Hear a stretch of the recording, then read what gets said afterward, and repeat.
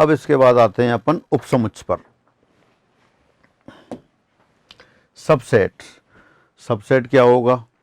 एक समुच्चय ए दूसरे समुच्चय बी का उपसमुच्चय कहलाता है यदि ए का प्रत्येक अवयव बी में हो। दोबारा से, समुच्चय ए समुच्चय बी का उपसमुच्चय कहलाता है यदि ए का प्रत्येक अवयव बी में हो। और इसको कैसे लिखते हैं आप? ये लिख देते हैं सिंबल से, A is a subset of B. जैसे एग्जाम्पल देखते हैं आप, बी बराबर दे दिया आपको 1 2 3 4 5 6 और ए बराबर दे दिया आपको 2 4 6। तो अब यहाँ आप देख सकते हैं ए का प्रत्येक अवयव बी का अवयव भी है, तो ए क्या हो गया? बी का उपसमुच्चय हो गया। दोबारा से, एक समुच्चय ए समुच्चय बी का उपसमुच्चय कहलाता है यदि ए का प्रत्येक अवयव बी में हो। और कैसे लिखते हैं इसको? इस तरह से लिख देते हैं, A is a subset of B. A आपका उपसमुच्चय हो गया, सबसेट। फिर बी को क्या बोलेंगे आप? बी को अपन बोलते हैं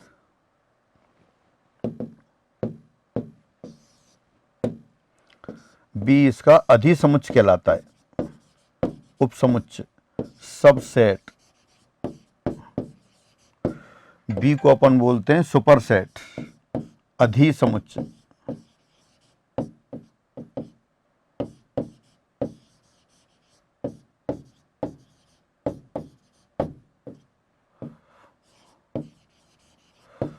सुपरसेट। तो यहाँ ए तो आपका सबसेट हो गया और बी सुपरसेट हो गया। एक बार दोबारा से लेते हैं, if every element of A is also an element of B then set A is called subset of B and set B is called superset of ए।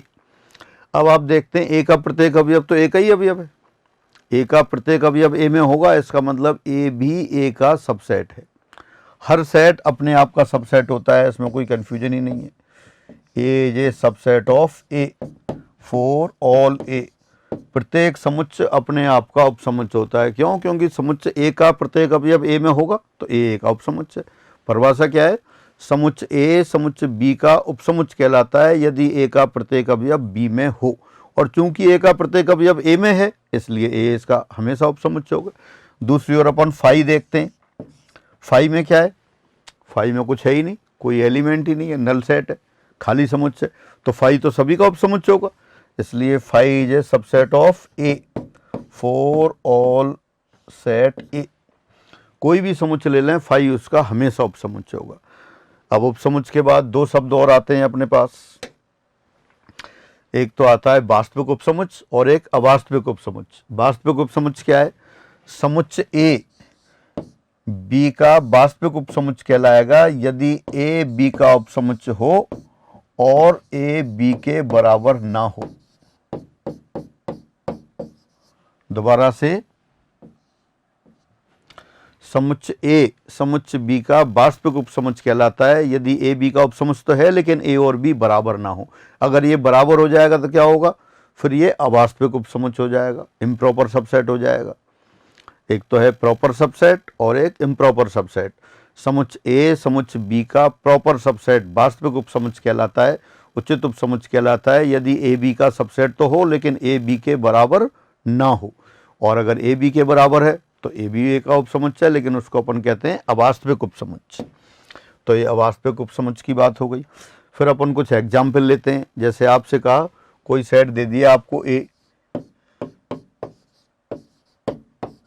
समुच्चय बी के सभी उपसमुच्चयों को लिखो।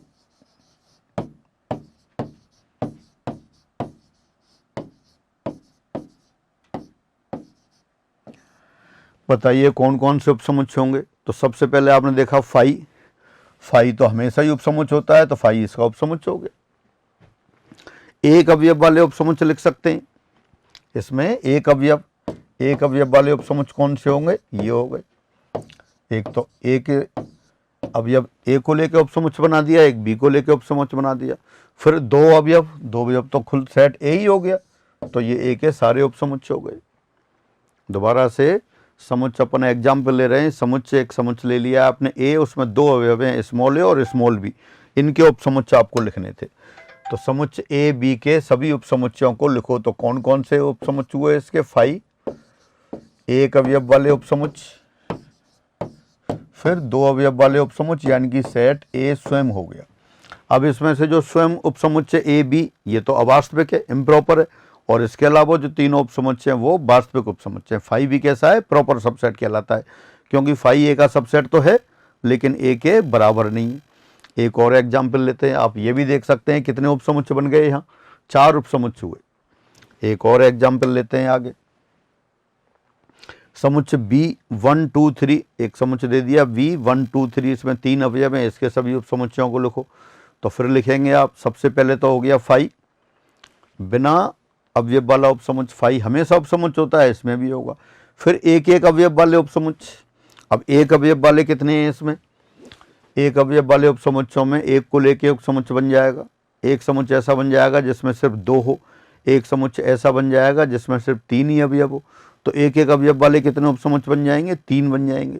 फिर दो दो अवयव वाले उपसमुच्चय लिखेंगे, दो दो अवयव वाले उपसमुच्चय। चलो लिख देते हैं, सबसे पहले फाई, फिर एक अवयव वाले उपसमुच्चय,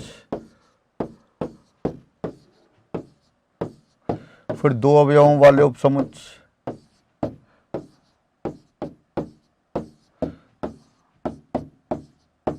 फिर तीनों अवयव वाले उपसमुच्चय, 1 2 3, समुच्चय बी स्वयं हो गया। यहाँ कैलकुलेट कर सकते हैं, यहाँ कितने हो गए आपके पास? ये 2 टू दी ये 8 उपसमुच्चय हो गए। जिस समुच्चय में 2 अवयव थे ए और बी उसके 4 उपसमुच्चय हुए, और ये उपसमुच्चय जिसमें 3 अवयव थे इसके उपसमुच्चय कितने हो गए? 8 हो गए। फिर उपसमुच्चयों से संबंधित कुछ परिणाम देखते हैं।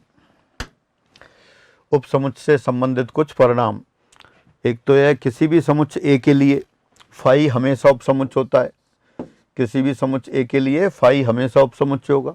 समुच्चय ए वो भी स्वयं में अपने आप हमेशा उपसमुच्चय होगा, समुच्चय ए हमेशा एक उपसमुच्चय होगा। यदि ए बी का उपसमुच्चय, यदि ए बी का उपसमुच्चय और बी सी का उपसमुच्चय, तब ए सी का भी उपसमुच्चय होगा। यदि ए बी का उपसमुच्चय और बी सी का उपसमुच्चय, तब ए सी का उपसमुच्चय होगा। तो ये समुच्चय से संबंधित कुछ परिणाम हो गए। एक और, एन अवयव वाले समुच्चय के उपसमुच्चयों की संख्या 2 टू दी पावर एन होती है। दोबारा से, एन अवयवों वाले समुच्चय के उपसमुच्चयों की संख्या 2 टू दी पावर एन होती है। ये 2 टू दी पावर एन है। अभी आपने देखा जिस समुच्चय में 2 अवयव थे उसके उपसमुच्चय कितने हो गए थे? 4, यानी 2 टू दी पावर 2 कह सकते हैं। जिस समुच्चय में 3 अवयव थे उसके उपसमुच्चय कितने थे? अभी 8, 8 को लिख सकते हैं 2 टू दी पावर 3। इसी तरह एक स्टैंडर्ड रिजल्ट है, मानक परिणाम है, इसको आपको लर्न करके रखना है कि किसी परिमित समुच्चय में एन अवयव हों तो उसके उपसमुच्चयों की संख्या 2 टू दी पावर एन होती है। प्रूफ की आवश्यकता नहीं है, सीधे सीधे ही आपको याद करना है। फिर भी मैं यहाँ प्रूफ कर लेते हैं अपन इसका।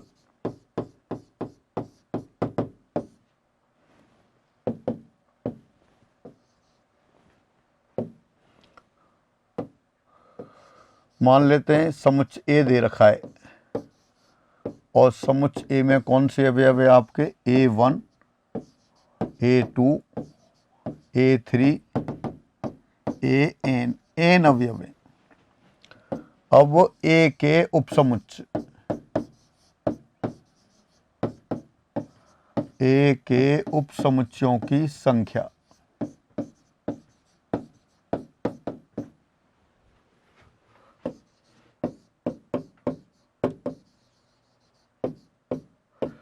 तो ए के उपसमुच्चयों की संख्या कैसे लेंगे?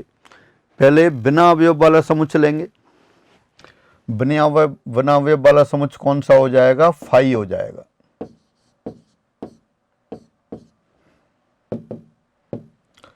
फाई बिना अवयव वाला उपसमुच्चय 1 हो गया।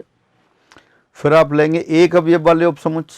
अब एक अवयव वाले उपसमुच्चय कौन से हैं, या इसको अपन पहले लिख देते हैं। एक तो लिख देते हैं अपन इसको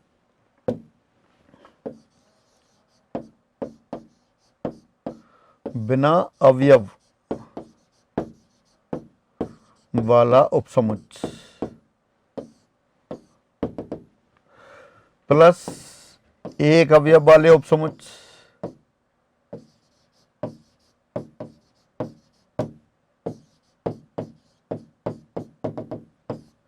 प्लस दो अवयव वाले उपसमुच्च प्लस तीन अवयव वाले उपसमुच्च और प्लस n अवयवों वाले उपसमुच्च।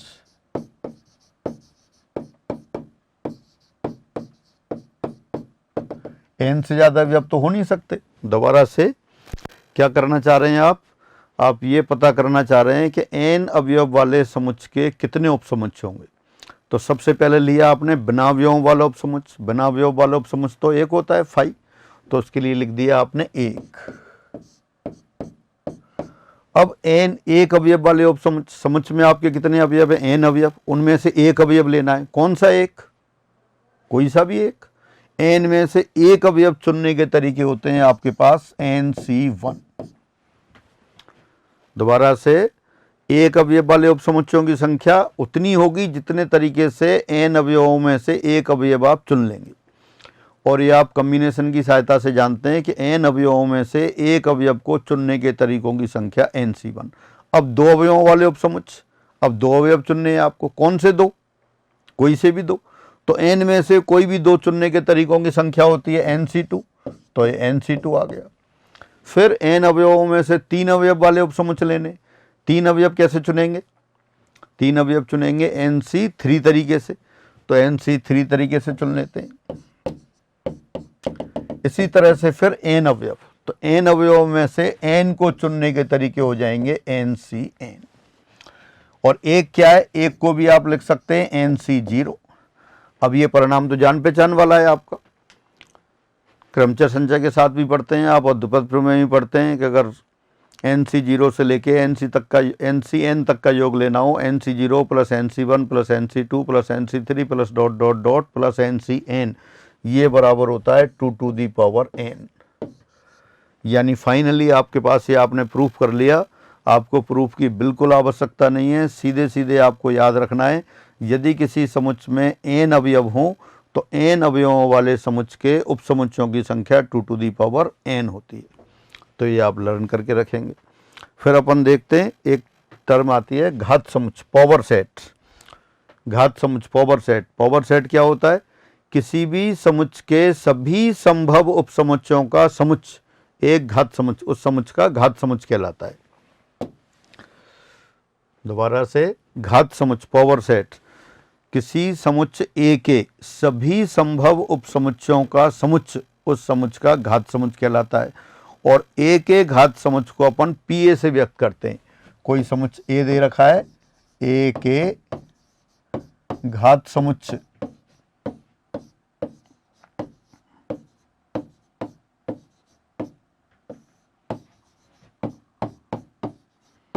को हम PA से व्यक्त करते हैं।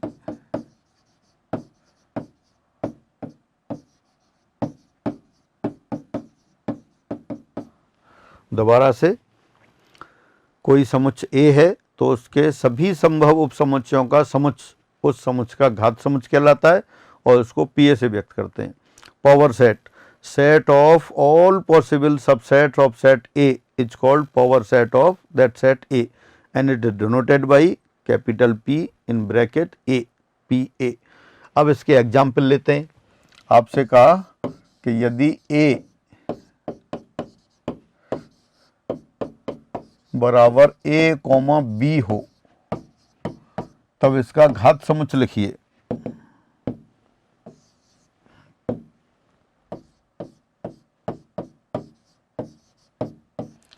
तब इसका घात समुच्च लिखिए आप।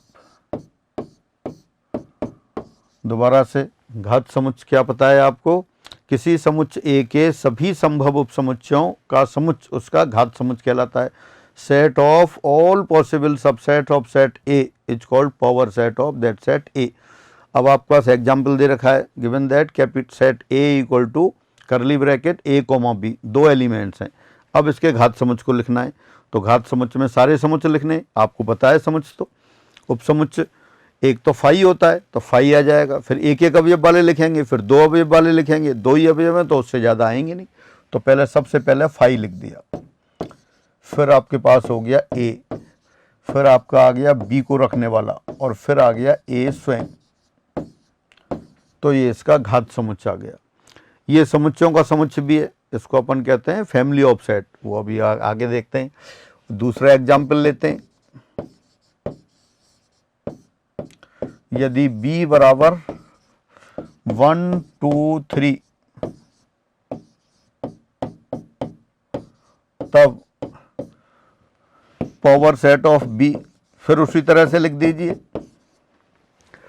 बिना अवयव वाले समुच्चय, फिर एक एक अवयव वाले समुच्चय, फिर दो दो अवयवों वाले समुच्चय, फिर तीन अवयवों वाले समुच्चय, तीन से ज़्यादा है ही नहीं तो यही आएंगे। तो घात समुच्चय लिख रहे हैं, सबसे पहले आपने फाई लिख दिया, फिर एक अवयव वाले लिखेंगे तो एक अवयव वाले समुच्चय में एक को रखने वाला समुच्चय आएगा, दो को रखने वाला समुच्चय आएगा, तीन को रखने वाला समुच्चय आएगा। पहले वो लिख देते हैं एक अवयव वाले।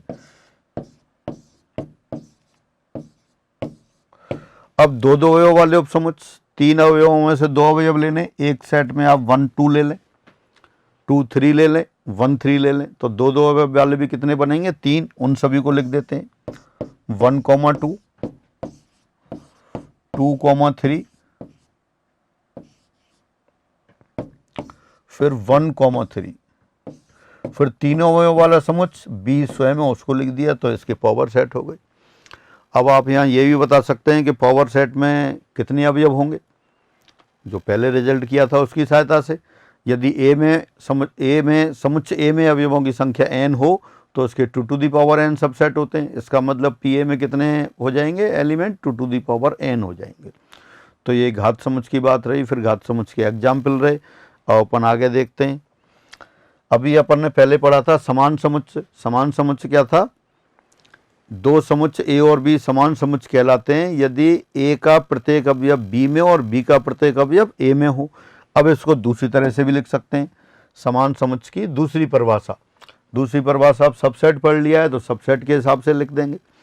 ए और बी दो समुच्चय समान समुच्चय कहलाते हैं यदि ए का प्रत्येक अवयव बी में और बी का प्रत्येक अवयव ए में हो। दो समुच्चय ए और बी समान समुच्चय कहलाते हैं यदि ए का प्रत्येक अवयव बी में और बी का प्रत्येक अवयव ए में हो। दूसरी तरह से यदि ए बी का उपसमुच्चय हो और बी ए का उपसमुच्चय हो। दो समुच्चय, अब बस उसको सिंबल में लिख रहे हैं, ए और बी दो समुच्चय ए और बी समान समुच्चय होंगे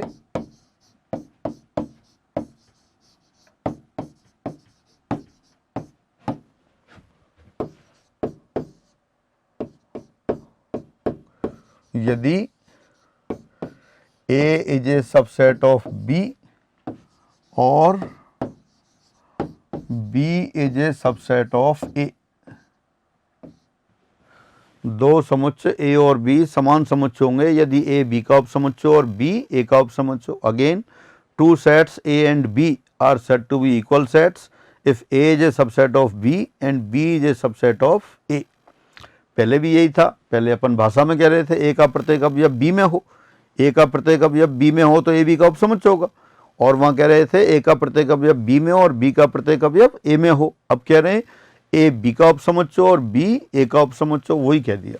again two sets A and B are said to be equal sets if A is a subset of B and B is a subset of A. तो जब भी कोई दो समुच्चय आपको बराबर प्रूव करने होंगे इसी तरह से करते हैं। ए और बी बराबर प्रूव करने होंगे तो ए को बी का सबसेट प्रूव कर देंगे और बी को ए का सबसेट प्रूव कर देंगे। अब अपन लेते हैं डिसजॉइंट सेट। डिसजॉइंट सेट दो समुच्चय ए और बी असंयुक्त समुच्चय कहलाते हैं, डिसजॉइंट सेट कहलाते हैं यदि ए और बी में कुछ भी कॉमन ना हो। असंयुक्त समुच्चय दो समुच्चय ए और बी डिसजॉइंट सेट कहलाते हैं यदि ए और बी में कोई भी अवयव उभयनिष्ठ ना हो। ए और बी में कोई भी अवयव उभयनिष्ठ ना हो।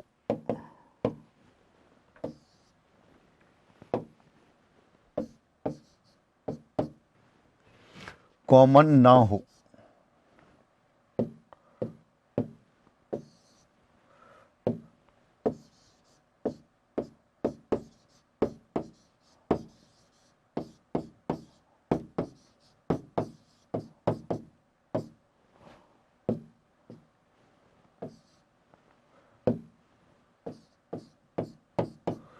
Two sets A and B are said to be disjoint sets if they have no common element.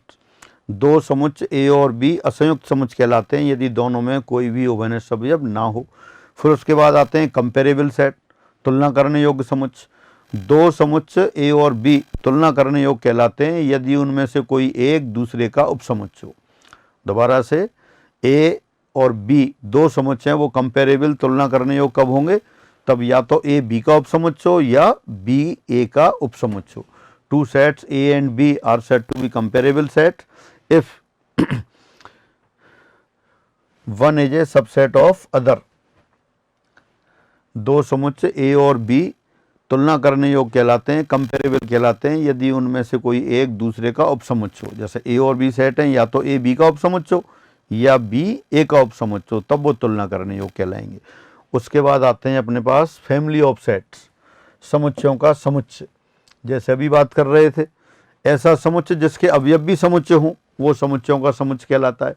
अभी एक फर्स्ट ग्रेड के एग्जाम में आया था क्वेश्चन कि कौन सा इसमें समुच्चय कुल है, तो उसमें क्या दे रखे थे, ऐसे सेट्स दे रखे थे कि उनके जो अवयव थे वो भी सेट थे। जैसे ये है, ये फैमिली ऑफ सेट्स हो गया, समुच्चयों का कुल हो गया।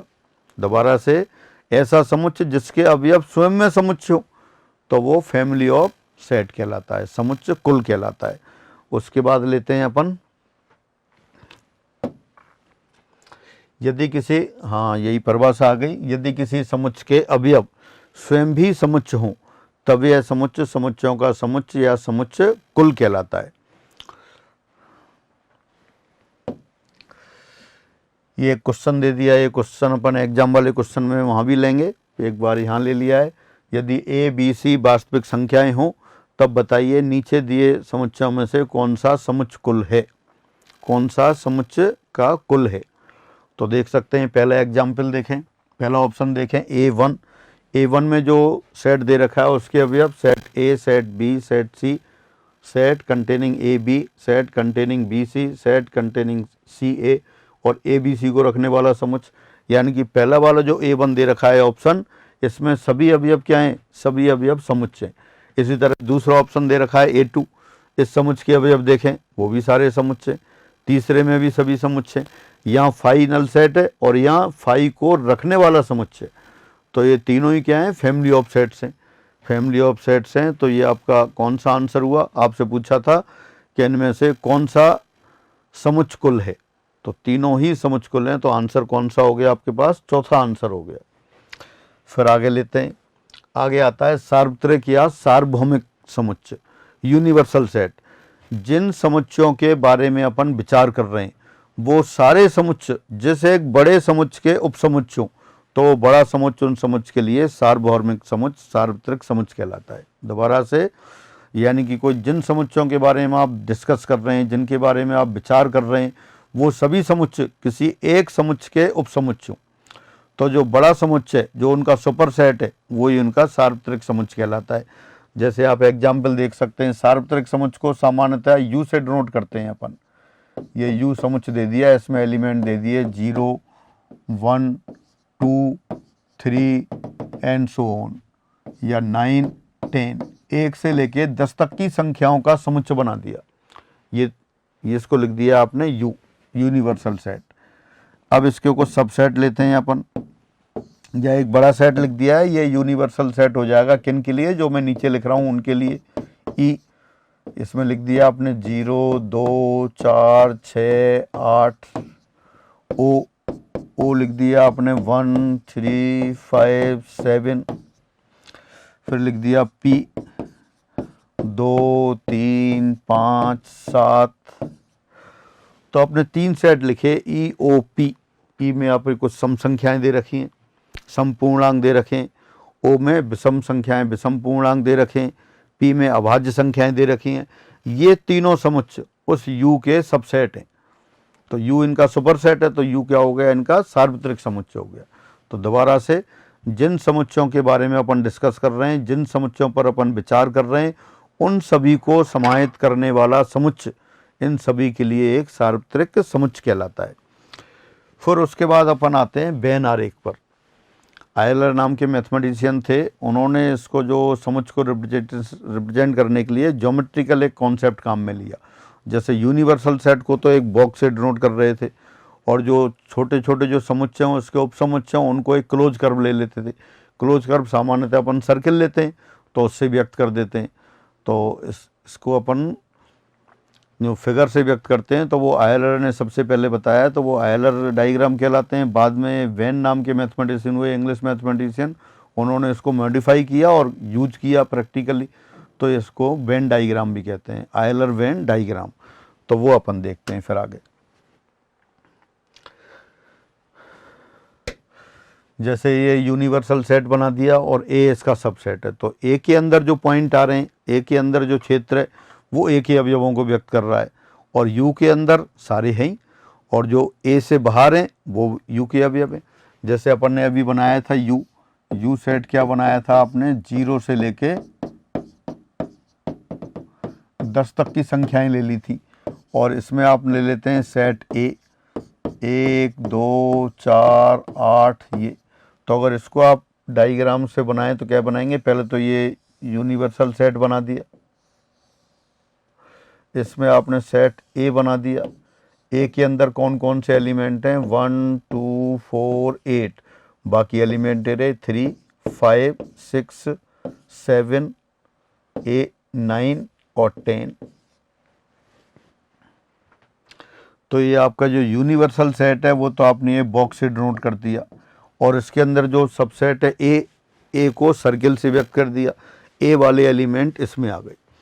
अगर आपको दिखाना हो यदि ए बी का सबसेट हो, अगर ये तो यूनिवर्सल सेट की बात हो गई, दूसरा है जैसे ए सेट ए है और ये बी का सबसेट हो, तो बी इससे बड़ा वाला सर्किल बना देंगे और ये सारा यूनिवर्सल सेट के अंदर आ जाएगा।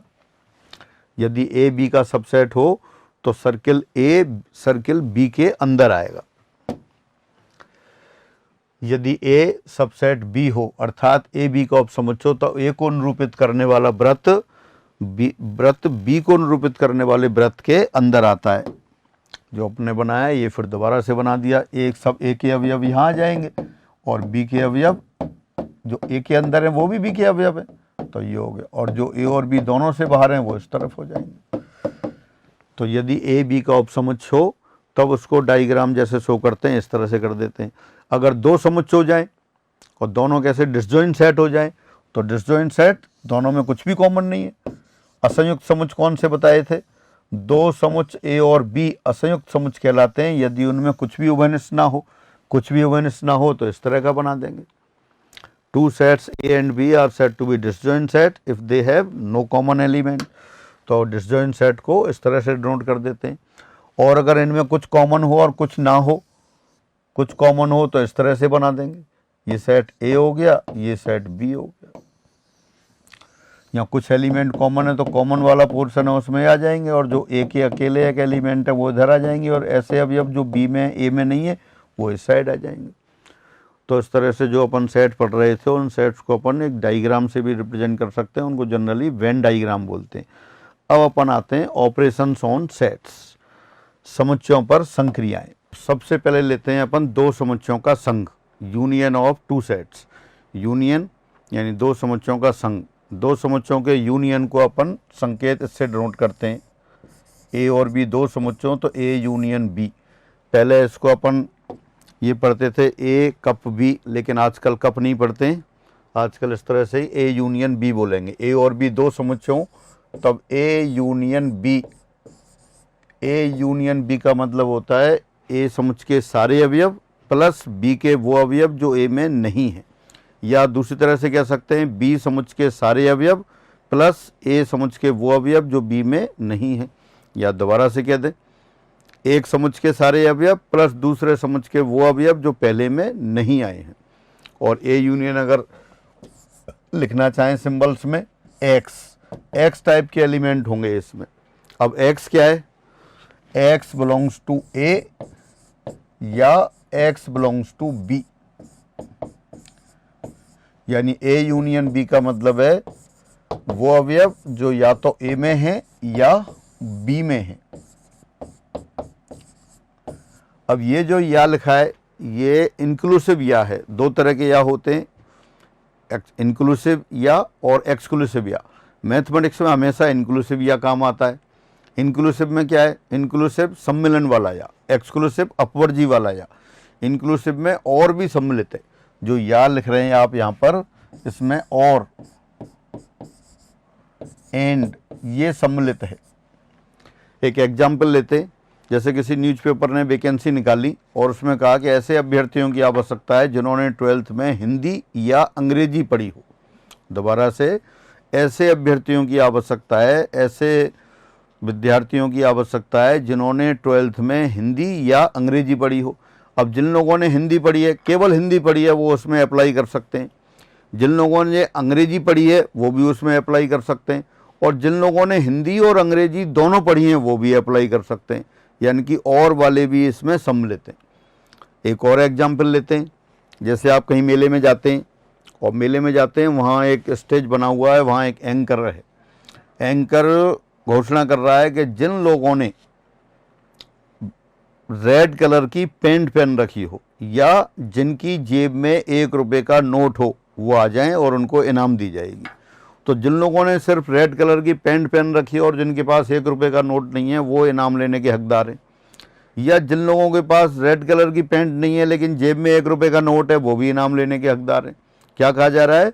जिन लोगों ने रेड कलर की पेंट पहन रखी हो या जेब में 1 रुपये का नोट हो, नोट सिक्का नहीं, नोट कागज़ वाला नोट, तो वो उनको इनाम मिलेगी, वो आ जाए। कुछ लोग ऐसे भी होंगे जिन्होंने रेड कलर की पेंट भी पहन रखी है और उसमें 1 रुपये का जेब में 1 रुपये का नोट भी है, उनको भी मिलेगी। यानी या में एंड ये और है वो सम्मिलित है। दोबारा से, स्टेज से कहा जा रहा है कि जिन लोगों ने रेड कलर की पेंट पहन रखी हो या जिनकी जेब में 1 रुपये का नोट हो, इनको इनाम मिलेगी। बोला तो या है, लेकिन या में जो और शब्द है वो सम्मिलित है, मतलब दोनों वाले भी सम्मिलित हैं। तो यही आपका क्या है? इंक्लूसिव या कहलाता है। एक एक्सक्लूसिव या आता है, एक्सक्लूसिव अपवर्जी या। एक्सक्लूसिव में क्या है? उसमें ये और सम्मिलित नहीं होता, वो मैथमेटिक्स में काम नहीं आता। जैसे एक्सक्लूसिव का मतलब है, जैसे आप किसी ढाबे पर खाना खाने जाते हैं, वहाँ लिखा हुआ है कि स्पेशल थाली के साथ या तो आपको गुलाब जामुन मिलेगा या आइसक्रीम। अब इसमें गुलाब जामुन और आइसक्रीम इसमें कोई कॉमन नहीं है, ऐसा नहीं है थोड़ा गुलाब जामुन और थोड़ी सी आइसक्रीम ले लें आप, वो एक्सक्लूसिव है, आइदर दिस और दिस। तो अपने मैथमेटिक्स में हमेशा कौन सा या आएगा? सम्मिलन वाला या आएगा, इंक्लूसिव या आएगा। अगर यहाँ वेन डाइग्राम बनाते हैं अपन, तो वेन डाइग्राम देख सकते हैं, ये सेट ए हो गया, ये सेट बी हो गया। अब आपसे कहा कि ए यूनियन बी को प्लॉट करें, तो A union B, all elements of A plus those elements of B which are not in A, यानी कि ये पूरा ये शेडेड पोर्शन है, छायांकित भाग, ये आपका ए यूनियन बी हो गया। दूसरा केस देखते हैं, अगर समुच्चय ए ये होता और ये बी ये हो जाता, अब आपसे कहा जाता ए यूनियन बी, तो ए यूनियन बी इस तरह से आ जाएगा।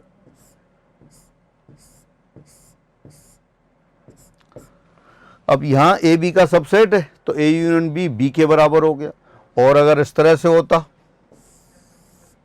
ये ए दे दिया, ये आपको बी दे दिया और आपसे कहते ए यूनियन बी, तो ए यूनियन बी यहाँ ए के बराबर आ गया, यहाँ बी ए का सबसेट है। और अगर इस तरह से होता, ये ए, ये बी और ये यूनिवर्सल सेट हो गया, तो ए यूनियन बी, ए के सारे अवयव प्लस बी के वो अवयव जो ए में नहीं आए, यहाँ तो कोई भी अवयव नहीं आया, तो यहाँ भी ये सारा शेडेड पोर्शन ये ए यूनियन बी को डिनोट करेगा।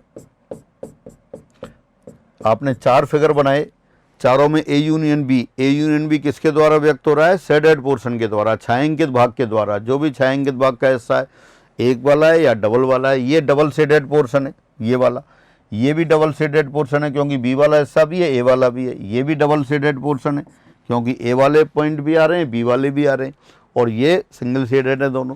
तो पूरा छायांकित भाग ये ए यूनियन बी को व्यक्त कर रहा है। दोबारा से, दो समुच्चयों का संघ, union of two sets A union B, एक समुच्चय के सारे अवयव प्लस दूसरे समुच्चय के वो अवयव जो पहले में नहीं आए हैं। अब एक न्यूमेरिकल लेते हैं इस पर अपन। जैसे आपने लिख दिया, यदि a बराबर 1 4 6 9, ये एक समुच्चय a दे दिया, b बराबर दे दिया 2 3 5 6 7 और c बराबर दे दिया 1 2 4 8 9, तब आपसे कहा a यूनियन b लिखिए। तो a यूनियन b यानी a के सारे अवयव 1 4 6 9 a के सारे अवयव हो गए, प्लस b के वो अवयव जो a में नहीं आए हैं। तो b से स्टार्ट करते हैं। 2 2 नहीं आया, 2 लगा दिया। 3 3 नहीं आया, 3 भी लगा दिया। 5 5 नहीं आया, वो भी लिख दिया। 6 पहले से आ गया, 7 नहीं आया, तो ये a यूनियन b हो गया। दोबारा से दो समुच्चयों का संघ, अगर a और b दो समुच्चय हैं तो a यूनियन b बराबर होता है एक समुच्चय के सारे अवयव प्लस दूसरे समुच्चय के वो अवयव जो a में पहले में नहीं आए हैं। अब लेते हैं b यूनियन c। तो यहाँ देखते हैं b के सारे एलिमेंट लिख देते हैं। 2 3 5 6 7, ये b आ गया। अब c में देखते हैं 1 पहले से नहीं आया है, 1 लगा दिया। 2 पहले से है, 4 नहीं आया, 8 नहीं आया, 9 भी नहीं आया, तो ये ए बी यूनियन सी हो गया। अब ये तीन समुच्चयों का संघ बिल्कुल उसी आर्गूमेंट से A union B union C, पहले ए के सारे अवयव प्लस बी के वो अवयव जो ए में नहीं आए हैं प्लस सी के वो अवयव जो ए और बी किसी में भी नहीं आए हैं। तो यहाँ लिखते हैं, पहले ए के सारे एलिमेंट लिख देते हैं 1 4 6 9, फिर बी के एलिमेंट्स बी में देखते हैं जो ए में नहीं आए हैं। 2 नहीं आया, पहले 3 नहीं आया, 5 नहीं आया, 6 आ गया, 7। फिर सी के एलिमेंट्स 1 पहले से आ गया, 2 आ गया, 4 आ गया, 8 नहीं आया, 9 आ गया, तो ये A union B union C हो गया। तो ये तीन समुच्चयों का संघ की बात हो गई। तो ये अपन समुच्चयों पर संक्रियाओं की बात कर रहे थे। सबसे पहले संक्रिया लिया आपने समुच्चयों पर संघ। अब लेते हैं आगे।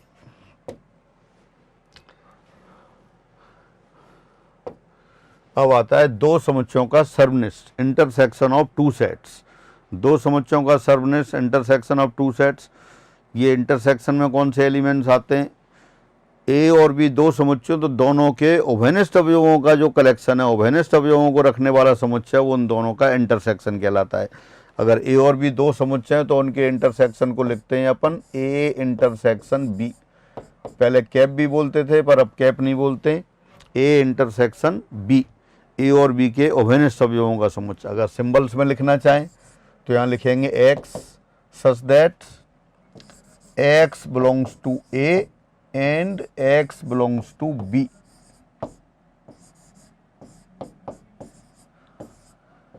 ऐसे अवयव जो a और b दोनों में हैं वो a इंटरसेक्शन b बनाते हैं, दो समुच्चयों का सर्वनिष्ठ बनाते हैं।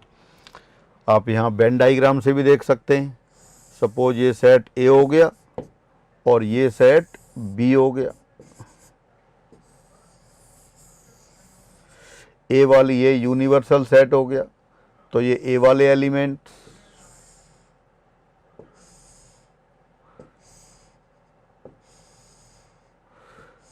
हॉरिजॉन्टल लाइन से आपने सेट ए को रिप्रेजेंट कर दिया। फिर लेते हैं बी, बी को अपन वर्टिकल लाइन से ड्रॉ कर देते हैं।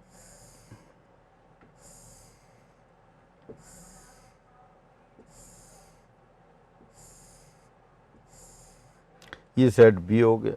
अब क्या कह रहे थे? A intersection B, A intersection B यानी ए और बी के उभयनिष्ठ अवयवों का संग्रह, उभयनिष्ठ अवयवों का समुच्चय।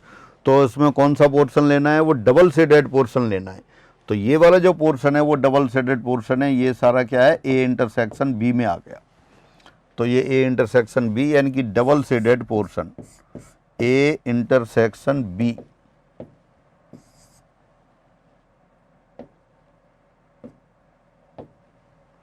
ए intersection B double shaded portion, द्विछायांकित भाग।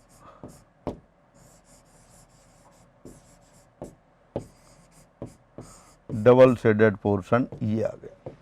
दूसरा एक बनाते हैं, सेट ए आ गया, ये सेट बी आ गया, और ये यूनिवर्सल सेट हो गया। फिर लेते हैं ए सेट, आपने ये बना दिया,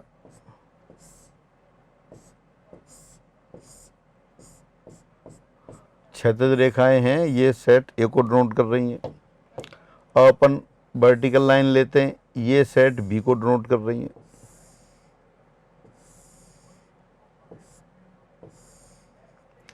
ए इंटरसेक्शन बी, ऐसे अवयव जो दोनों समुच्चयों में सम्मिलित हैं। दोनों समुच्चय में अगेन डबल शेडेड पोर्शन, तो जो डबल शेडेड पोर्शन है वो आ जाएगा। तो यहाँ ए इंटरसेक्शन बी किसके बराबर आएगा, यहाँ ए इंटरसेक्शन बी ए के बराबर आ गया, क्योंकि ए के सारे अवयव भी इसमें है। A is a subset of B, यहाँ ए बी का सबसेट है, तो आपके पास जो इंटरसेक्शन आया वो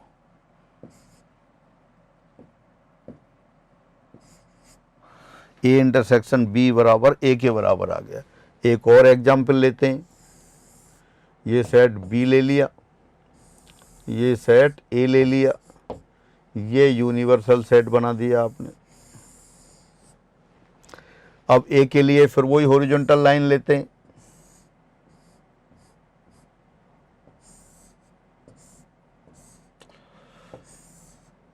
ए आपका जो समुच्चय है वो सर्किल के अंदर है, लेकिन कौन से सर्किल के अंदर, जो क्षैतिज रेखाओं से छायांकित किया गया है।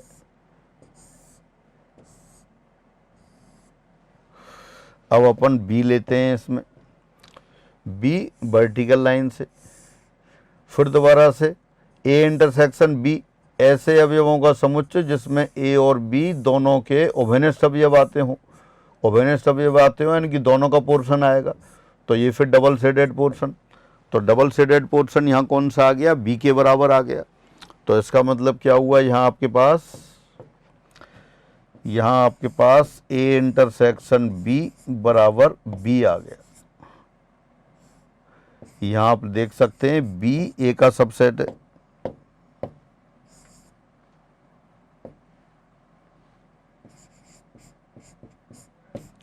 B is a subset of A.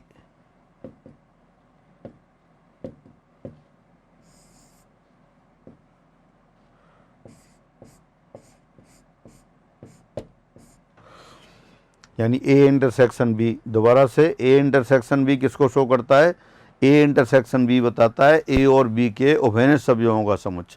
यानी ए अगर क्षैतिज रेखाओं से व्यक्त हो रहा है, बी ऊर्ध्वाधर रेखाओं से व्यक्त हो रहा है, तो ऐसा क्षेत्र जहाँ क्षैतिज और ऊर्ध्वाधर, हॉरिजॉन्टल और वर्टिकल दोनों लाइन है, वो ए इंटरसेक्शन बी को डिनोट करेगा। दोबारा देखते हैं, ये सेट ए, ये सेट बी, और ये यूनिवर्सल सेट हो गया।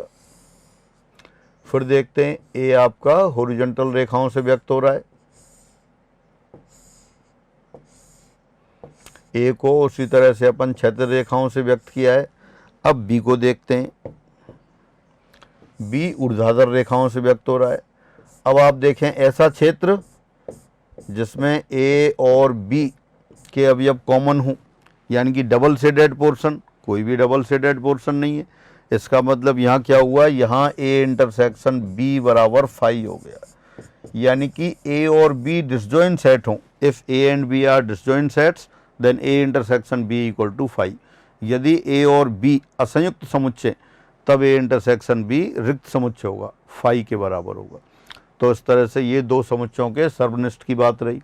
दोबारा से बात करते हैं, दो समुच्चयों का सर्वनिष्ठ, इंटरसेक्शन ऑफ टू सेट। ए और बी समुच्चयों के उभयनिष्ठ अवयव मिलके जो समुच्चय बनाएंगे वो उनका इंटरसेक्शन कहलाता है, सर्वनिष्ठ कहलाता है। सिंबल आपको बता दिया, ए इंटरसेक्शन भी इस तरह से लिखते हैं, और एक curly bracket x such that x belongs to A and x belongs to B. फिर आपने उनको वेन डाइग्राम लिया, वेन डाइग्राम से शो करके देखा, अलग अलग 4 केस हुए। अगर ए और बी में थोड़ा सा पोर्शन ओवरलैपिंग है, ये थोड़ा सा पोर्शन आच्छादित होता है, तो जिसमें जो आच्छादित पोर्शन है या जिसमें डबल शेडेड है, क्षैतिज लाइन भी आ रही है और ऊर्ध्वाधर लाइन भी आ रही है, वो ए इंटरसेक्शन बी को व्यक्त कर रहा है। फिर दूसरा केस देखा आपने, इसमें ए बी का सबसेट हो गया, यानी ए के सारे एलिमेंट बी में थे, तो ए इंटरसेक्शन बी किसके बराबर हो गया, ए के बराबर हो गया। तीसरा केस देखा, बी ए का सबसेट है, यानी बी के सारे अवयव ए के अंदर हैं, तो ए इंटरसेक्शन बी बी के बराबर हो गया। फिर आपने देखा ए और बी के अंदर कुछ भी कॉमन नहीं है। ए और बी जो जिन दो सर्किल से व्यक्त हो रहे हैं, जिन दो वृत्तों से व्यक्त हो रहे हैं, उनमें कोई भी ओवेनेस्ट पोर्शन नहीं है, कॉमन पोर्शन नहीं है, तो वहाँ ए इंटरसेक्शन बी फाई हो गया। अब इसके बाद आप एक एग्जाम्पल लेते हैं। ए बराबर दे रखा है, यदि ए बराबर 1 2 3 4 5 6 7 8 9, बी बराबर 2 4 6 8, सी बराबर 1 3 5 7 9 और डी बराबर 2 3 5 7 हो, तब आपको ए इंटरसेक्शन बी लेना है। तो ए इंटरसेक्शन बी देखते हैं। ए इंटरसेक्शन बी, तो ए इंटरसेक्शन बी में ए और बी में देखते हैं कौन कौन से एलिमेंट्स हैं। 2 कॉमन दिखाई दे रहा है तो 2 लिख देंगे।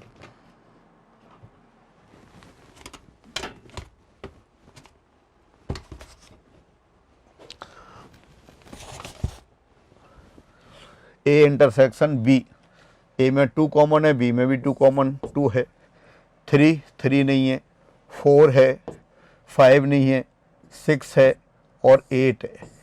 यानी कि यहाँ बी के सारे अवयव ए के अंदर दे रखे हैं, तो ए इंटरसेक्शन बी बी के बराबर हो गया। पहले अपन डायग्राम से देख रहे थे, यहाँ बी ए का सबसेट है, इसलिए ए इंटरसेक्शन बी बराबर बी आ गया।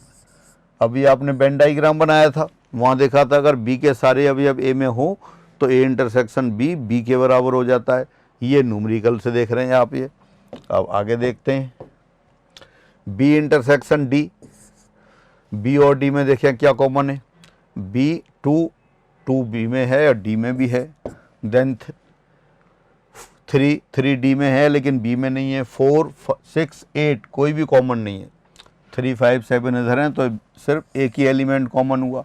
फिर देखें आप सी इंटरसेक्शन डी, सी में क्या है, सी में है आपके पास 1 3 5 7 9 सभी विषम संख्याएं हैं। और डी में देखें फिर कौन कौन से हैं, 2 कॉमन नहीं है, 3 5 7 कॉमन है। अब आ गया 3 समुच्चयों का सर्वनिष्ठ, A intersection B intersection C, ऐसे अवयवों का समुच्चय जो तीनों में कॉमन हो वो A intersection B intersection C को फॉर्म करेगा। तो देखें पहले, अब बी और सी में देखें कुछ भी कॉमन नहीं है। बी में सारे संख्याएं कौन सी हैं, बी में सभी संख्याएं सम संख्याएं हैं और सी में सभी संख्याएं विषम संख्याएं हैं, तो कुछ भी कॉमन नहीं है, फाई। तो ए से देखने की आवश्यकता ही नहीं है, तो ये फाई आ गया। तो इस तरह से 2 या 2 से अधिक समुच्चयों का ये सर्वनिष्ठ की बात रही। अब अपन आगे चलते हैं। 2 समुच्चयों का अंतर, डिफरेंस ऑफ 2 सेट्स। अगर ए और बी 2 समुच्चय हैं तो उनके अंतर को ए माइनस बी से व्यक्त करेंगे। ए और बी 2 समुच्चय हैं तो उनके अंतर को व्यक्त करेंगे अपन ए माइनस बी। और ये किसको बताएगा, ए माइनस बी भी हो सकता है, बी माइनस है। ए माइनस बी ए के उन अवयवों का समुच्चय है जो बी में नहीं है। X such that x belongs to A but X not belongs to B. A के वो अवयव जो बी में नहीं है। अगर आप डायग्राम बनाएं, डायग्राम बना सकते हैं, ये सेट ए, ये सेट बी।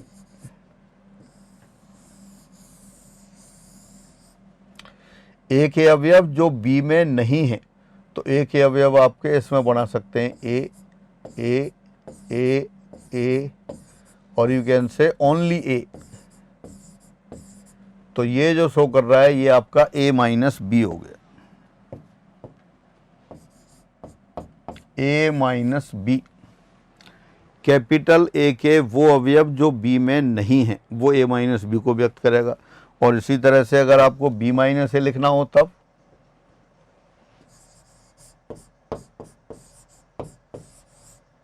बी माइनस ए, बी के वो अवयव जो ए में नहीं है, x belongs to B but x not belongs to A. अगर डायग्राम में देखें फिर आप दोबारा से, ये b माइनस ए हो गया,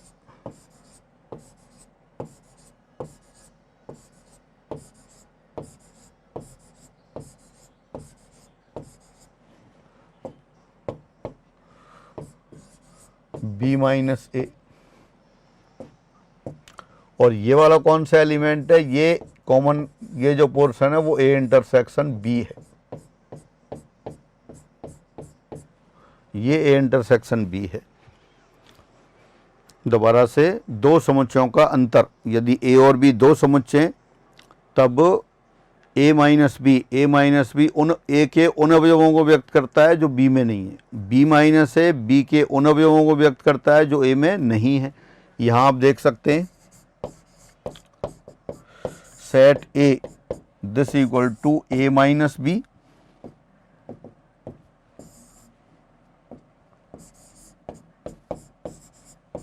यूनियन ए इंटरसेक्शन बी।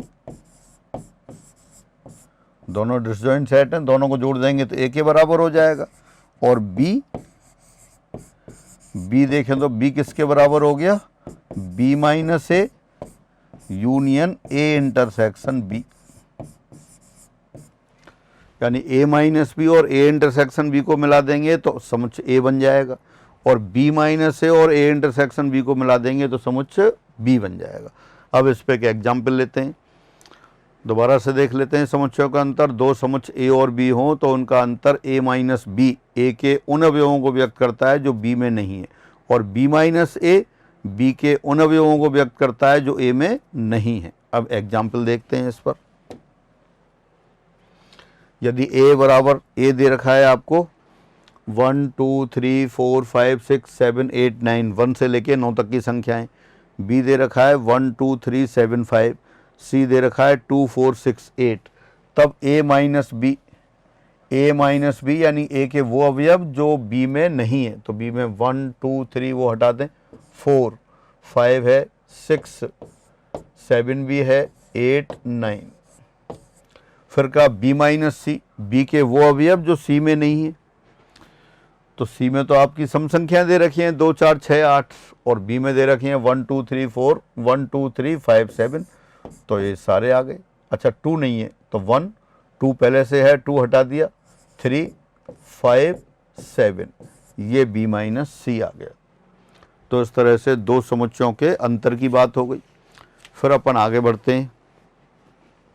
अब एक टर्म आती है पूरक समुच्चय, कॉम्प्लीमेंट ऑफ ए सेट। पूरक समुच्चय, पूरक समुच्चय क्या है, यदि U यूनिवर्सल सेट है और A कोई समुच्चय, तो यूनिवर्सल सेट सार्वभौमिक समुच्चय के वो अवयव जो A में नहीं है A का पूरक समुच्चय बनाते हैं। समुच्चय A का पूरक समुच्चय,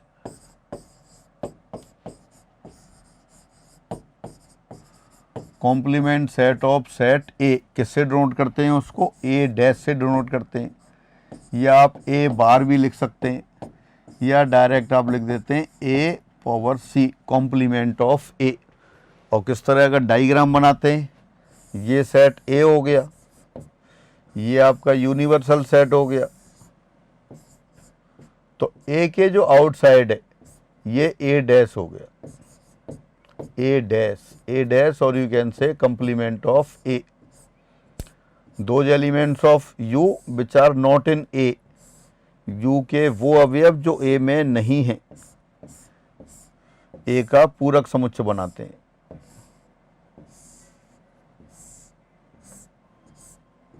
यानी कि आप कह सकते हैं A डैश बराबर universal set minus A।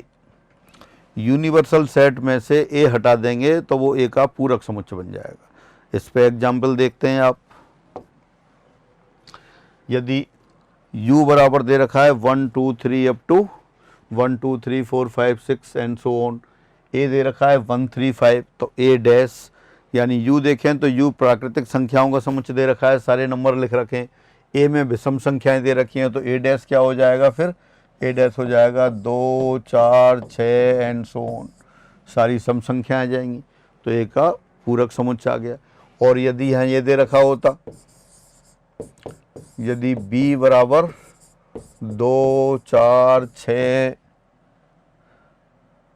And so on, तब B डैश कितना आता, B डैश यूनिवर्सल सेट में से सम संख्याएं घटा देते, तो 1 3 5 7 एंड सो ऑन, ये आ जाता।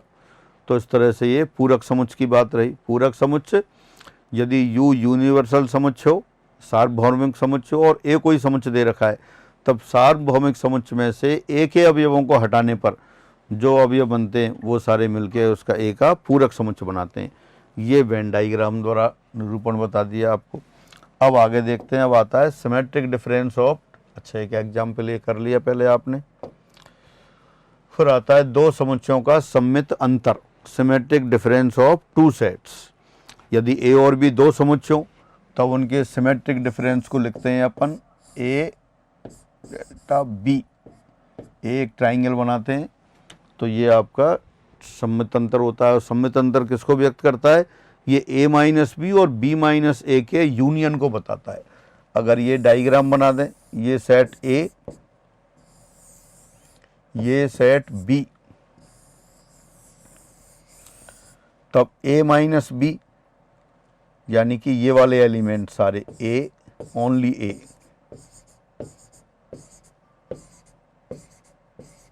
ये B, ये A माइनस बी हो गया, ये B माइनस A हो गया।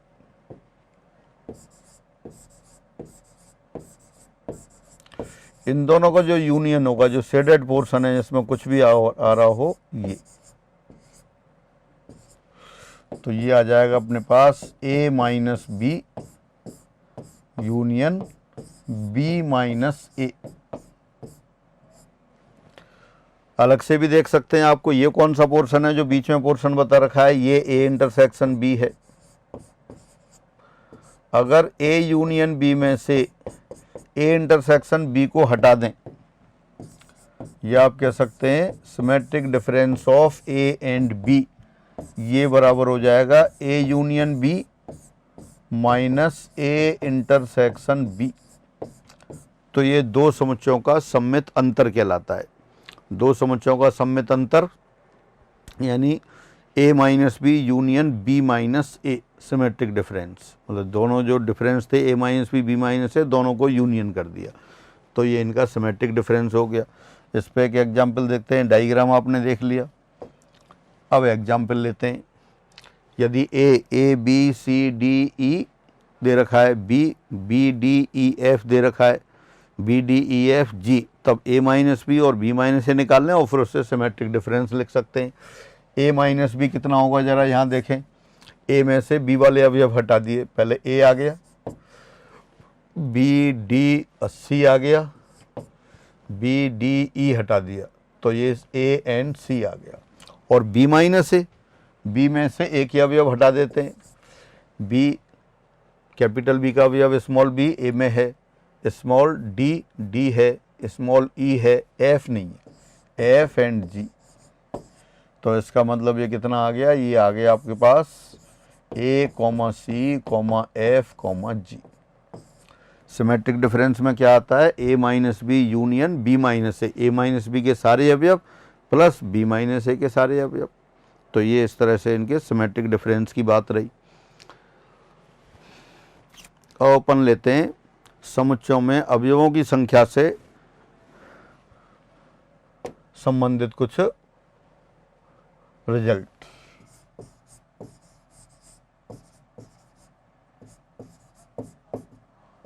समुच्चयों में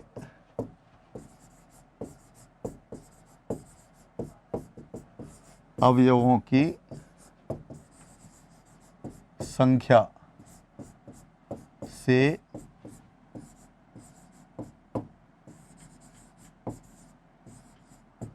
संबंधित परिणाम। तो सबसे पहले लेते हैं number of elements in A union B। एक बार तो मैं लिख देता हूं, number of elements in A union B, ये होता है number of elements in A plus number of elements in B minus number of elements in A intersection B। सीधे सीधे लर्न करना है आपको। A यूनियन B में अवयवों की संख्या, A में अवयवों की संख्या प्लस B में अवयवों की संख्या माइनस A इंटरसेक्शन B में अवयवों की संख्या। आसानी से आप प्रूफ भी कर सकते हैं, आप प्रूफ करना चाहें। ये सेट A, ये वाला सेट बी, और ये आपका यूनिवर्सल सेट। ये तो ए इंटरसेक्शन बी वाला पोर्शन हो गया।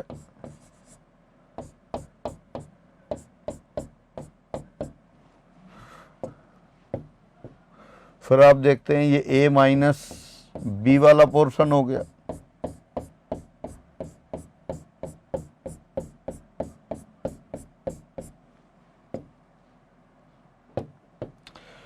फिर आप देखते हैं ये b माइनस ए वाला पोर्शन हो गया। इसमें सर्किल सर्किल बना रहा हूँ, छोटे छोटे सर्किल। ये b माइनस ए हो गया।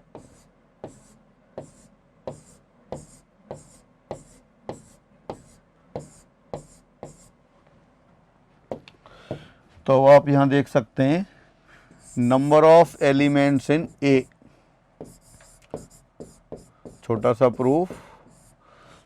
एक अलग से भी देख सकते हैं, ए और बी दोनों सर्किल को आप ऐड करें तो जो बीच वाला पोर्शन है 2 बार ऐड हो रहा है, तो 1 बार घटा दिया।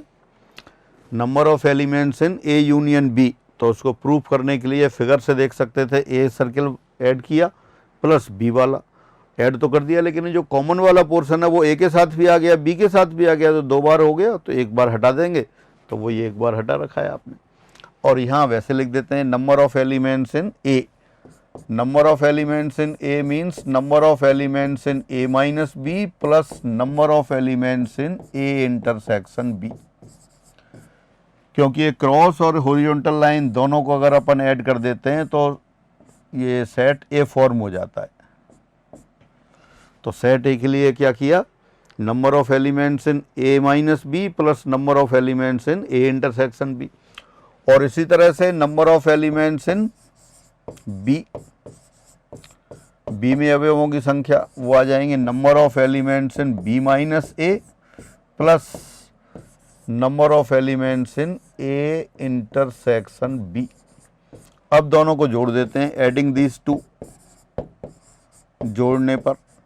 तो जोड़ने पर लेफ्ट हैंड साइड में देखते हैं पहले number of elements in A plus B में अवयवों की संख्या। अब राइट साइड में देखिए आप, जैसे राइट साइड में ले लेते हैं, तो राइट साइड में क्या आ रहा है अपने पास, इन चारों को जोड़ना है।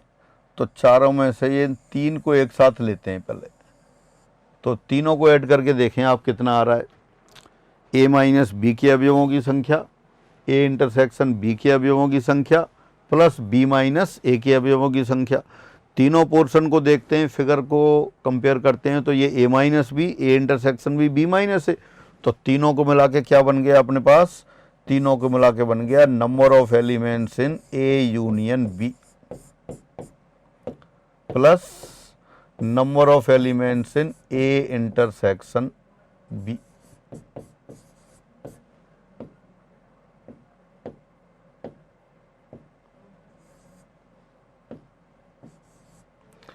इसका मतलब क्या हुआ, this implies number of elements in A union B, ये बराबर हो जाता है number of elements in A plus number of elements in B minus number of elements in A intersection B.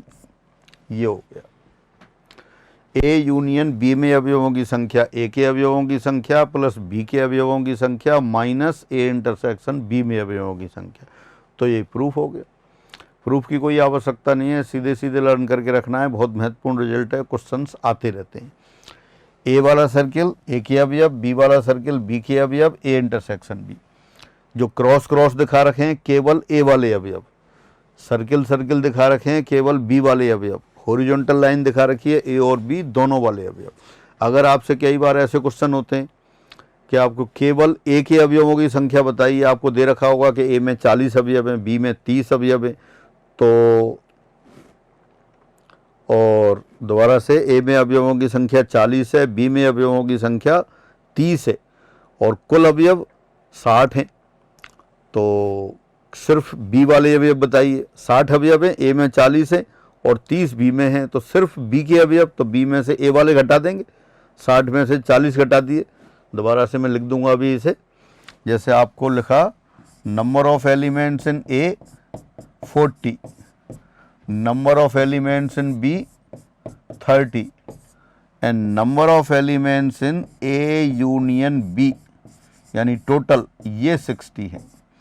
तब आपसे कह रहा है कि ओनली A, केवल एक A के अवयवों की संख्या, या केवल B में, ऐसे अवयव जो केवल B में है लेकिन A के साथ कॉमन नहीं है, तो केवल B वाले देखने हैं तो टोटल में से A वाले घटा देंगे, 60 - 40 20 आ जाएंगे। और अगर केवल A वाले देखने होंगे तो A यूनियन B में से ओनली वो B वाले घटा देंगे तो केवल A वाले आ जाएंगे।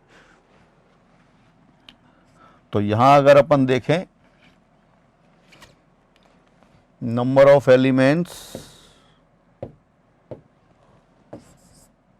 ओनली A, हाँ इस क्वेश्चन में पूछ रहा हूँ A यूनियन B में अवयवों की संख्या 60, A के अवयवों की संख्या 40, B के अवयवों की संख्या 30, कुछ कॉमन भी होंगे तो केवल A यानी B वाले सारे हटा दो, B वाले सारे हटा देंगे तो केवल A वाले आ जाएंगे। 60 - 30 कर दिया आपने तो कितने हो गए? 30 हो गए, इस तरह से।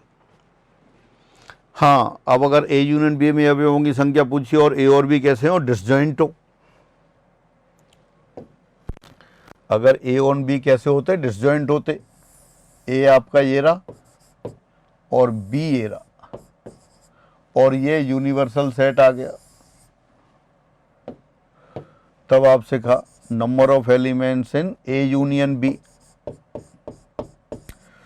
तो अब यहाँ इंटरसेक्शन वाला पोर्शन तो है ही नहीं, तो A के अवयवों की संख्या प्लस B के अवयवों की संख्या इसके बराबर हो जाएगा, क्योंकि A इंटरसेक्शन B वाला एलिमेंट कॉमन हो गए। इसी तरह से अगर 3 समुच्चय दे रखे हों,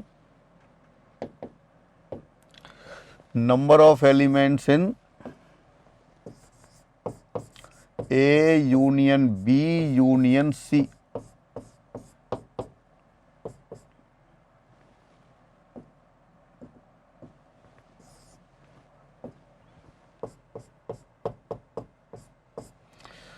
जैसे अपन ने वो 2 के लिए प्रूफ किया था उसी की सहायता से आप इसे प्रूफ कर सकते हैं, पर प्रूफ की आवश्यकता नहीं है आपको, अपन डायरेक्ट लिखेंगे इसे number of elements in A plus number of elements in B plus number of elements in C minus number of elements in A intersection B minus number of elements in B intersection C minus number of elements in C intersection A और plus number of elements in A intersection B intersection C।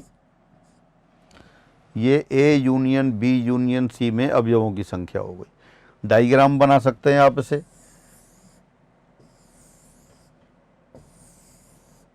ये A, ये B, ये C और ये universal set हो गया।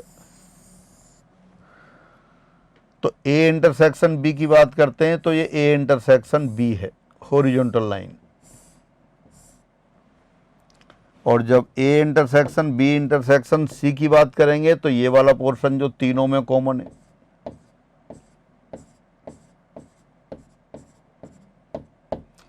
क्षैतिज रेखाओं वाला कौन सा है? A intersection B। और A intersection B intersection C कौन सा है? जो डॉट डॉट वाला पोर्शन है, तीनों के अंदर जो कॉमन है। इसी तरह और पोर्शन आप देख सकते हैं।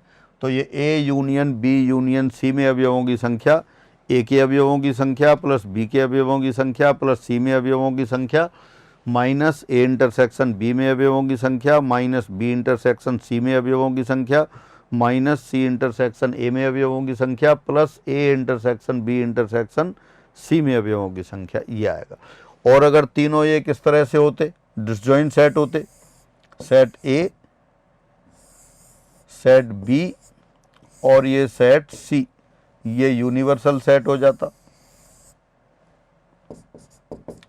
तब number of elements in A union B union C ये बराबर हो जाता number of elements in A plus number of elements in B plus number of elements in C, ये हो जाता। कब? जब ये डिसजॉइंट सेट होते। तो इस तरह से लगा दिया। अब आगे चलते हैं। आगे लेते हैं अपन ए यूनियन बी और ए इंटरसेक्शन बी में अधिकतम व न्यूनतम अवयवों की संख्या, अवयवों की न्यूनतम और अधिकतम संख्या। तो देखिए इससे पहले, अब करने से पहले अपन एक एग्जाम्पल लेते हैं, फिर इसको जनरल रिजल्ट देखते हैं। यदि number of elements in A equal to 3,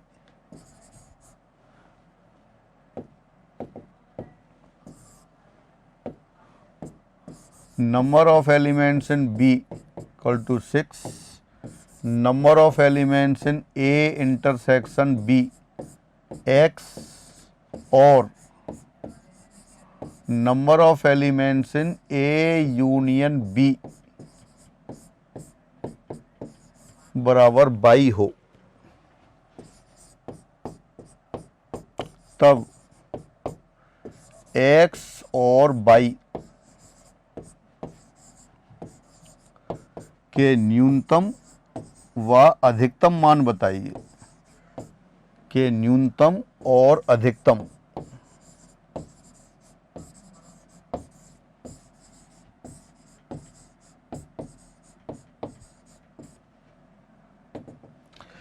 If number of elements in A is 3, number of elements in B is 6, number of elements in A intersection B X, and number of elements in A union B is Y, then find the minimum and maximum values of X and Y.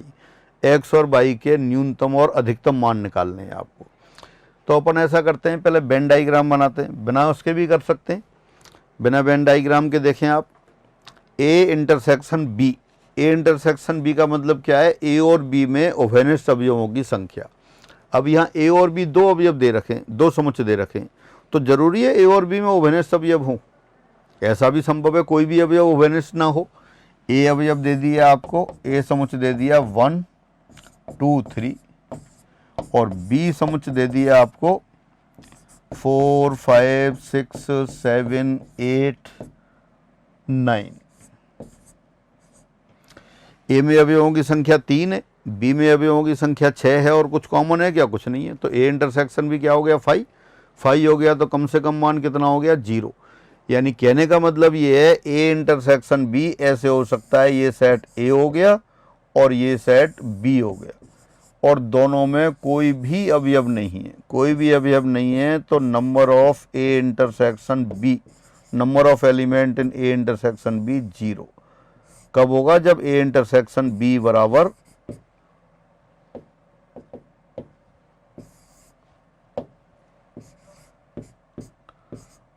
जब ए intersection B बराबर 5।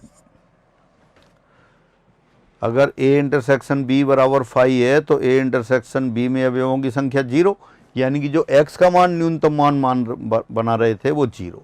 अच्छा, अब ये आ गया, अगर B set ये नहीं हो, बी सेट ये दे रखा हो 1 2 3 4 5 6, ये भी पॉसिबल है। ए और बी के बारे में कुछ पता तो है नहीं आपको, सिर्फ ये पता है ए में अवयवों की संख्या 3 और बी में अवयवों की संख्या 6। पहला केस तो आपने लिया, ए और बी में एक भी अवयव कॉमन नहीं था। अब ये एग्जाम्पल लिया कि ए के सारे अवयव बी में हैं। अच्छा, एक दूसरी चीज भी देखें, बी के अवयव ए में हो सकते हैं क्या सारे? बी के अवयव ए में तो हो ही नहीं सकते। क्यों नहीं हो सकते? क्योंकि बी में 6 अवयव है और ए में 3 ही अवयव है, तो वो संभावना तो है ही नहीं। एक संभावना ऐसी हो सकती थी कि बी के कुछ अवयव होते, यहाँ बी के कुछ अवयव हो सकते थे। ऐसा भी हो सकता था कि बी बराबर ऐसा होता 1 4 5 6 7 8। अभी भी यहाँ पे अब एक एलिमेंट कॉमन है, लेकिन यहाँ सारे के सारे कॉमन है। तो ज़्यादा से ज़्यादा स्थिति कौन सी हो सकती है रखने की? जब ए बी का उपसमुच्चय हो।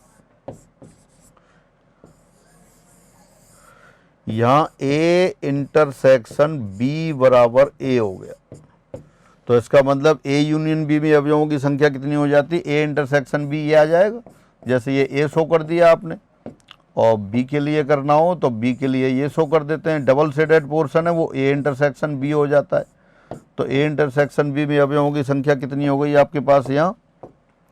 Therefore number of element in A intersection B बराबर number of elements in A. तो ये हो गया। इसका मतलब ए इंटरसेक्शन बी में ज़्यादा से ज़्यादा अवयव कितने हो सकते हैं? जितने अवयव ए में हैं। ये हो गया। तो इस तरह से x की जो न्यूनतम वैल्यू है, तो therefore 0 is less than x less than 3। x का कम से कम मान 0 और ज़्यादा से ज़्यादा मान 3 है। अगर यहाँ थोड़ा चेंज कर देते क्वेश्चन में, a में अवयवों की संख्या 3 की बजाय 13 कर देते और b में अवयवों की संख्या 6 होती, तब a b का सबसेट नहीं होता। तब क्या हो जाता? b a का सबसेट हो जाता। b a का सबसेट हो जाता तो a इंटरसेक्शन b कितना हो जाता? b के अवयवों की संख्या हो जाती 6। तो x का ज़्यादा से ज़्यादा मान 6 होगा। न्यूनतम मान तो 0 ही आएगा, क्योंकि एक ऐसी पॉसिबिलिटी हो सकती है कि a और b में कुछ भी कॉमन ना हो। और ज़्यादा से ज़्यादा पॉसिबिलिटी कौन सी होगी? एक समुच्चय दूसरे का उपसमुच्चय हो। यानी कि अगर a के सारे अवयव b में हैं तो a के अवयवों की संख्या a इंटरसेक्शन b का ज़्यादा से ज़्यादा मान हो जाएगा। और अगर b के सारे अवयव a में हैं तो a इंटरसेक्शन b होगा, तो b के सभी अवयवों की संख्या x का अधिकतम माना जाएगा।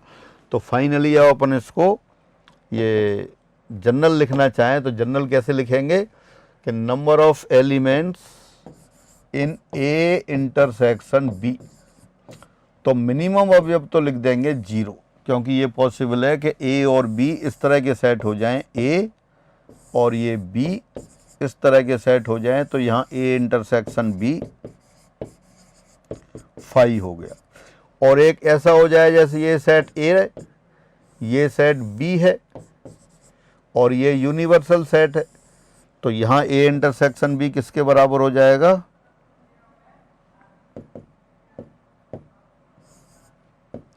यहाँ A इंटरसेक्शन B आ जाएगा A के बराबर। हाँ, पॉसिबिलिटी ये भी हो सकता है कि B A का सब उपसमुच्चय हो जाए।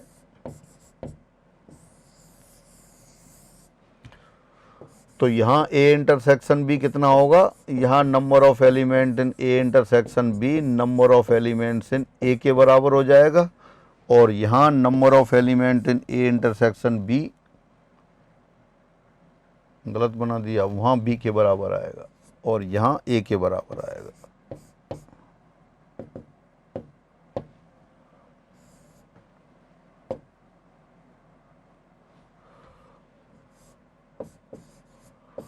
यानी फाइनली ये हुआ कि अगर ए बी का उपसमुच्चय है तो ए इंटरसेक्शन बी इसके बराबर आएगा।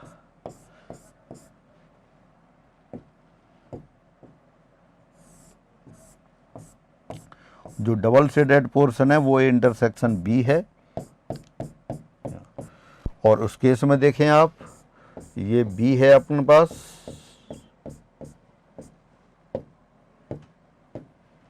और ये A है डबल शेडेड पोर्शन, यहाँ B के बराबर है। तो फाइनली ये हुआ है इसकी जो मैक्सिमम वैल्यू है वो कितनी होगी? Minimum of number of elements in A and number of elements in B। यानी A इंटरसेक्शन B में न्यूनतम अवयवों की संख्या 0 और अधिकतम अवयवों की संख्या A और B में जिसमें कम अवयव होंगे वो उसका अधिकतम मान होगा। जैसे यहाँ A में कम अवयव हैं तो A B का उपसमुच्चय हो सकता है, A B में B का उपसमुच्चय हो सकता है, तो A इंटरसेक्शन B A के बराबर है आपके पास यहाँ। तो A में जितने अवयव आएंगे वो इसका मान आ जाएगा। और अगर B A का उपसमुच्चय हो गया तो A इंटरसेक्शन B B के बराबर आएगा। तो A इंटरसेक्शन B में अवयवों की संख्या B की अवयवों की संख्या के बराबर आएगी। तो ये तो रहा आपके पास A इंटरसेक्शन B में न्यूनतम और अधिकतम अवयवों का मान। अब इसी तरह से वो लेते हैं, फिर दोबारा उसी क्वेश्चन पे आते हैं आप। पहले अपन ने क्वेश्चन लिखा था, पहले क्वेश्चन लिखा था A में अवयवों की संख्या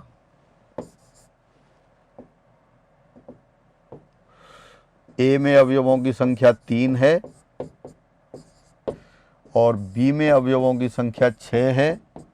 A इंटरसेक्शन B में अवयवों की संख्या x थी और A यूनियन B में अवयवों की संख्या y थी। तो अपन को अब बाई का न्यूनतम और अधिकतम मान पता करना है। अभी बात कर रहे थे कि A union B, A union B क्या होता है? ए यूनियन बी होता है अपने पास एक समुच्चय के सारे अवयव प्लस दूसरे समुच्चय के वो अवयव जो पहले वाले में नहीं है। तो अब यहाँ ए में 3 अवयव हैं, बी में 6 अवयव हैं, तो पहले बी के सारे अवयव प्लस ए के वो अवयव जो ए में बी में नहीं है, तो बी के सारे एलिमेंट तो आएंगे ही आएंगे। अगर ऐसा हो जाए, ये सेट ए हो जाए और ये सेट बी हो जाए, तो यहाँ ए यूनियन बी बी के बराबर आएगा। तो बी से कम तो हो ही नहीं सकते, ए के सारे अवयव आएंगे, बी के सारे अवयव आएंगे। अब बी एक पॉसिबिलिटी है कि ए सारे के सारे अवयव, ए के सभी अवयव बी में आ जाएं, तो ए यूनियन बी बी के बराबर होगा। बी से छोटा तो हो ही नहीं सकता। हाँ, अगर बी ए का सबसेट होता, ए में 13 अवयव होते, तो वो कम से कम ए के अवयव आते। एक ऐसी पॉसिबिलिटी हो सकती है, ये ए और ये बी, बी के अवयव भी आएंगे इसमें। शेडेड पोर्शन, जो पूरा शेडेड पोर्शन बना रहा हूँ वो क्या है? ए यूनियन बी हो गया। ए के अवयव भी आ गए इसमें और बी के अवयव भी आ गए। और एक पॉसिबिलिटी है कि ए और बी में कुछ भी कॉमन ना हो, तब ए यूनियन बी में यानी कि ए के सारे अवयव और बी के सारे अवयव में कुछ कॉमन है ही नहीं। पहले वाले केस में अपन क्या कह रहे हैं कि ए के सारे अवयव बी में आ गए, तो ए यूनियन बी बी के बराबर हो गया। इसमें ए यूनियन बी यानी बी के सारे अवयव प्लस ए के वो अवयव जो बी में नहीं थे, बी के अवयवों से कुछ ज़्यादा आएंगे, 6 से कुछ ज़्यादा। इसमें बी के अवयव और ए के अवयव सारे ऐड हो गए, यानी ए यूनियन बी, ए के अवयव भी आ गए, बी के अवयव भी आ गए। तो इसका मतलब बाई का जो न्यूनतम मान है वो तो 6 हो गया। Number of elements in A union B बराबर number of elements in B, यानी कि 6 हो गया। तो 6 से कम तो हो ही नहीं सकते। क्यों नहीं हो सकते? ए यूनियन बी की परिभाषा ही ये है, एक समुच्चय के सारे अवयव प्लस दूसरे समुच्चय के वो अवयव जो ए में पहले वाले में नहीं है। तो बी के सारे अवयव प्लस ए के अवयव कुछ जुड़ भी सकते हैं, नहीं भी जुड़ सकते। नहीं जुड़े, कौन सा केस नहीं जुड़े? जो पहला वाला केस, ए के सारे अवयव बी के अंदर आ गए तब नहीं जुड़ेंगे। तो बी के सारे अवयव तो आएंगे ही आएंगे। प्लस 6 प्लस कुछ हो भी सकता है और नहीं भी। अब यहाँ देखते हैं, यहाँ पे कुछ और एलिमेंट ऐड हो सकते हैं, लेकिन इसमें सबसे ज़्यादा आएंगे। यहाँ ए यूनियन बी किसके बराबर है? Number of elements in A union B. ये बराबर होता है अपने पास number of elements in A plus number of elements in B, यानी कि ज़्यादा से ज़्यादा अभी अब कितने हो गए? यहाँ 6 + 3 9 हो गए। तो बाई का न्यूनतम मान 6 और अधिकतम मान 9। अब अपन जनरल लिखते हैं इसको। जनरल देखिए,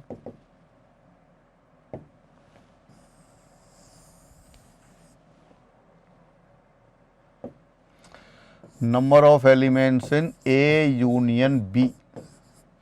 मैक्सिमम में तो कोई कंफ्यूजन नहीं है, ए के सारे अवयव प्लस बी के सारे अवयव ये आ गए। और मिनिमम में क्या आएगा? अगर ए बी का सबसेट है तो बी के सारे अवयव आएंगे, बी ए का सबसेट है तो वो सारे आएंगे, यानी कि maximum of A and B, number of elements in A and number of elements in B, दोनों में जिसमें अधिकतम अवयव हैं वो आएगा।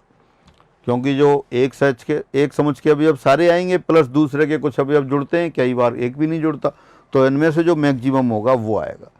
तो ये आपके पास ये रहा। अब आगे बढ़ते हैं, कहीं भी होगा तो अपने सारे रिजल्ट की तरह काम में लेंगे। अब आते हैं laws of algebra of sets, समुच्चयों के बीजगणितीय नियम, यानी कि जो ऑपरेशंस हैं वो कौन कौन से रूल्स को फॉलो करते हैं वो देखते हैं। तो सबसे पहले आता है क्रम विनिमय नियम, कम्यूटेटिव लॉ। कम्यूटेटिव लॉ, दो समुच्चय दे रखे हैं ए और बी, तो ए और बी का जो यूनियन है वो भी क्रम विनिमय नियम का पालन करता है, और इंटरसेक्शन है वो भी क्रम विनिमय नियम का पालन करता है। यानी ए यूनियन बी बराबर बी यूनियन ए, परिभाषा में ही ऐसा है।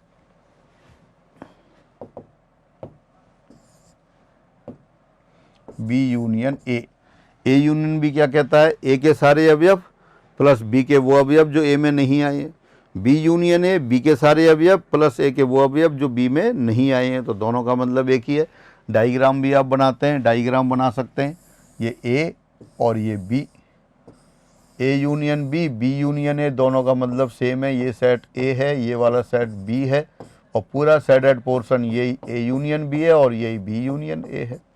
इसी तरह इंटरसेक्शन, इंटरसेक्शन वाला जो लॉ है वो क्रम विनिमय नियम का पालन करता है। इंटरसेक्शन वाली जो संक्रिया है, ऑपरेशन है, वो कम्यूटेटिव लॉ का पालन करता है। ए इंटरसेक्शन बी, ए और बी के उभयनिष्ठ संयोजकों की संख्या, बी इंटरसेक्शन ए, बी और ए के उभयनिष्ठ संयोजकों की संख्या, या बी और ए के उभयनिष्ठ संयोग, ए इंटरसेक्शन बी, ए और बी के उभयनिष्ठ संयोग, एक ही बात है। फिर आता है साचर नियम, associative law. A B C कोई 3 समुच्चय दे रखे हों तो तीनों समुच्चय यूनियन का भी पालन करते हैं। वो यूनियन वाली ऑपरेशन है वो साचर नियम का पालन करती है, और जो इंटरसेक्शन वाली संक्रिया है वो भी साचर नियम का पालन करती है। यानी किन्हीं भी 3 समुच्चय ले लें, A union B union C, diagram से भी आप देख सकते हैं और एग्जाम्पल से भी सत्यापन कर सकते हैं, बी यूनियन सी। इसी तरह से इंटरसेक्शन वाली संक्रिया, A intersection B intersection C बराबर A intersection B intersection C. तो ये इंटरसेक्शन और यूनियन दोनों संक्रियाएं साचर नियम का पालन करती हैं, क्रम विनिमय नियम का और साचर नियम का। फिर आप लेते हैं बंटन नियम, जैसे अपन अलजेब्रा में पढ़ते हैं बीजगणित में कि इनटू प्लस पर वो बंटन नियम का पालन करता है, माइनस पर भी बंटन नियम का पालन करता है। इसी तरह से यहाँ यूनियन इंटरसेक्शन पर बंटन नियम का पालन करता है और इंटरसेक्शन यूनियन पर बंटन नियम का पालन करता है। यहाँ लिख सकते हैं A union B intersection C, ये बराबर आ जाता है ए यूनियन बी इंटरसेक्शन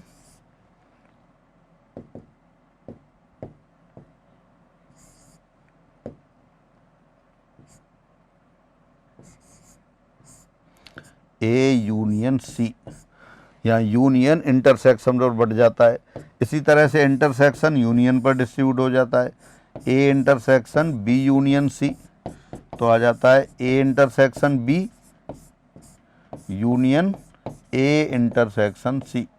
तो ये बंटन नियम का पालन हो गया।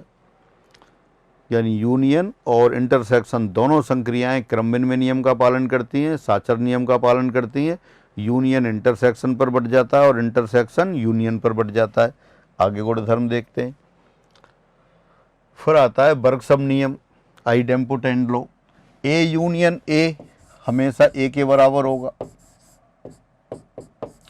तो यूनियन वाली संक्रिया बर्गसम नियम का पालन करती है फॉर ऑल ए।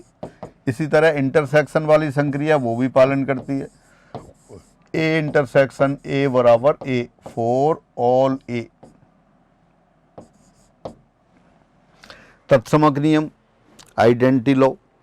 यूनियन के लिए आइडेंटिटी कौन सा होगा? कोई भी सेट है ए, अब आप ऐसा समुच्चय बताना है ए यूनियन समथिंग बराबर ए for all sets A. A union कौन सा सेट करें कि ए ही आ जाए? ए यूनियन ए कर सकते हैं, लेकिन फिर तो हर समुच्चय के लिए अलग अलग तत्समक हो जाएगा, वैसा नहीं चलता। एक ऐसा समुच्चय देखना है जो सभी यूनिवर्सल सेट के सभी समुच्चयों के लिए आपका सेम रहे। वो कौन सा आएगा? फाई। ए यूनियन फाई करें या फाई यूनियन ए करें, हमेशा ए आएगा। तो फाई क्या है? और इस तरह से भी लिख सकते हैं आप इसे, बराबर phi union A for all A belongs to universal set. Universal set का कोई भी सेट हो ए यूनियन फाई करेंगे तब भी ए आएगा, और फाई यूनियन ए करेंगे तब भी आपका ए आएगा। इसी तरह से इंटरसेक्शन में बता दें फिर।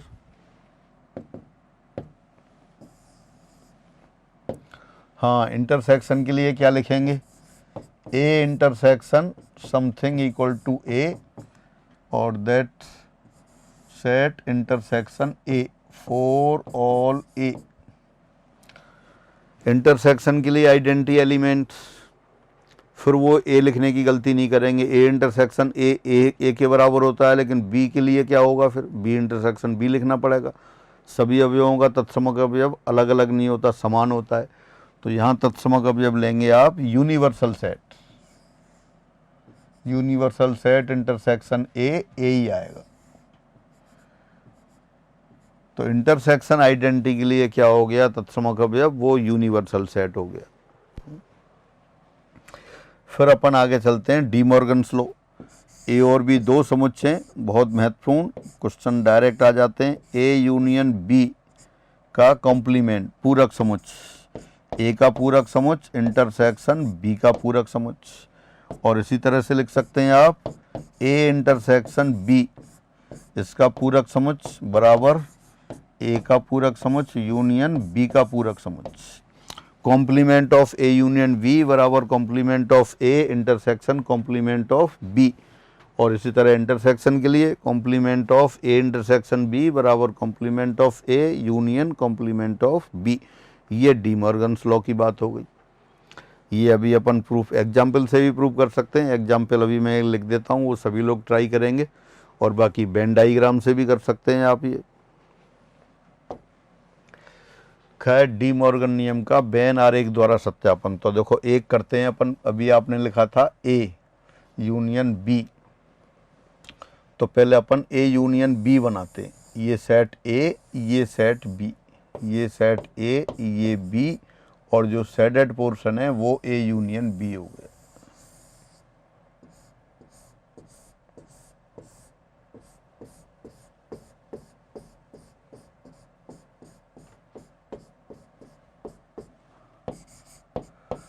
ए यूनियन बी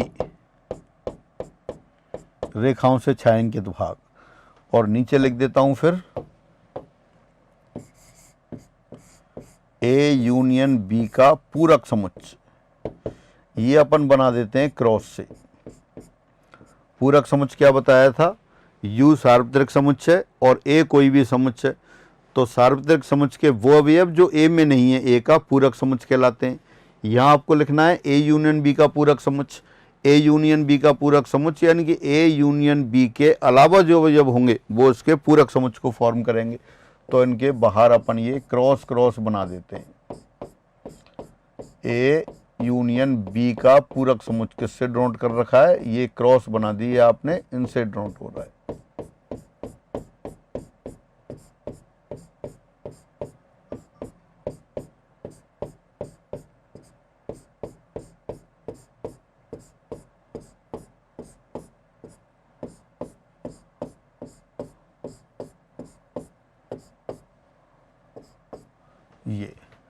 ये ए यूनियन बी डैश को हो गया। अब अपन लिखते हैं अभी डी मॉर्गन्स लॉ में क्या लिखा था आपने, डी मॉर्गन्स लॉ लिखा था ए यूनियन बी, इसका पूरक समुच्चय बराबर होता है ए डैश इंटरसेक्शन बी डैश। तो अब अपन ए डैश इंटरसेक्शन बी डैश बनाते हैं और देखते हैं इसके बराबर है या नहीं है। ये सेट ए हो गया, ये सेट बी हो गया, ये ए और ये बी। ए डैश यानी कि ए के आउटसाइड, ए के आउटसाइड अपन ये वर्टिकल ऊर्ध्वाधर रेखाएं ले लेते हैं। ए के बाहर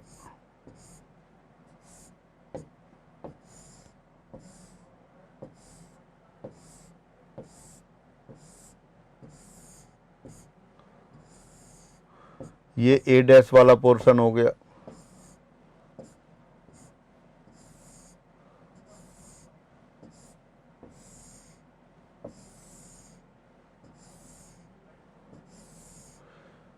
ऊर्ध्वाधर रेखाएं ए डैश ले ली, लेकिन आपको क्या बनाना है, ए डैश इंटरसेक्शन बी डैश। अब ए डैश इंटरसेक्शन बी डैश की बात करते हैं। अब बी डैश यानी कि ऐसे अवयव जो बी के बाहर हैं। तो ये क्षैतिज रेखाएं ले ली आपने।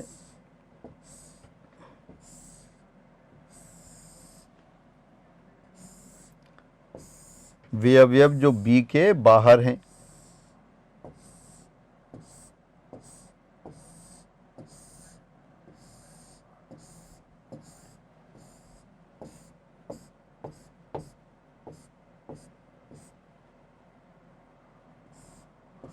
ये बी डैश हो गया। तो अब आप यहाँ लिखेंगे A dash intersection B dash. A intersection B क्या बताया था? डबल शेडेड पोर्शन, द्विछायांकित भाग। तो A dash intersection B dash ये भी कौन सा आएगा? डबल शेडेड पोर्शन, द्विछायांकित भाग।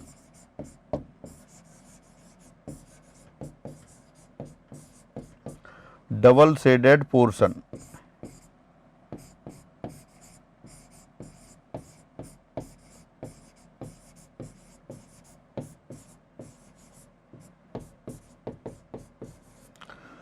तो डबल शेडेड पोर्शन, अब देखें उसमें जो डबल शेडेड पोर्शन यानी कि जिसमें क्षैतिज और ऊर्ध्वाधर दोनों लाइन आ रही हैं और ये क्रॉस वाले दोनों सेम है क्या?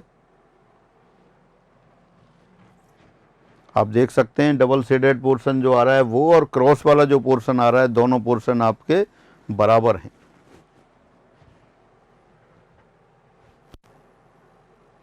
तो इसका मतलब ये प्रूफ हो गया। क्या लिखा था आपने? ए यूनियन, जो लिखा था वो मैं साइड में लिख देता हूँ, ए यूनियन बी इसका पूरक समुच्चय ये बराबर होता है ए डैश इंटरसेक्शन बी डैश। ये डी मॉर्गन्स लॉ। दूसरा भी लिखा था, दूसरा लिखा था ए इंटरसेक्शन बी का पूरक समुच्चय ए डैश यूनियन बी डैश, वो आप अपने आप करेंगे। तो एक इसका ये सत्यापन हो गया। अब आगे आते हैं। अच्छा, अब मैं आपको कुछ क्वेश्चन लिख देता हूँ, या तो उन क्वेश्चंस को आप फिर घर पे ट्राई करेंगे सभी। जैसे लिख देते हैं एक एग्जाम्पल।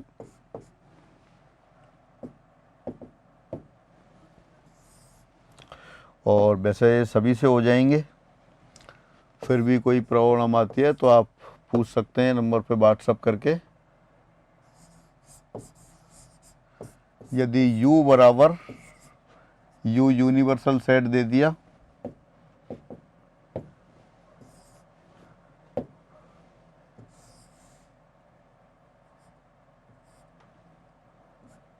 जीरो 1 2 3 4 5 6 7 8 9 10, या 10 हटा देते हैं,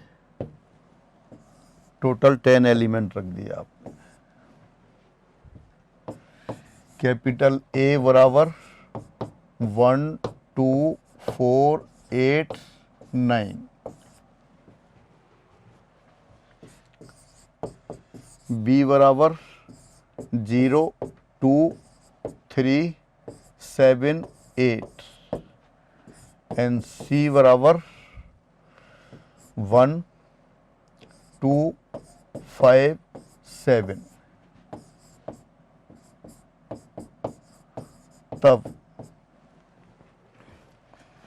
नंबर 1 ए यूनियन बी, नंबर 2 ए इंटरसेक्शन बी, नंबर 3 ए माइनस बी, नंबर 4 बी माइनस ए, नंबर 5 ए सिमेट्रिक डिफरेंस बी, नंबर 6 A dash,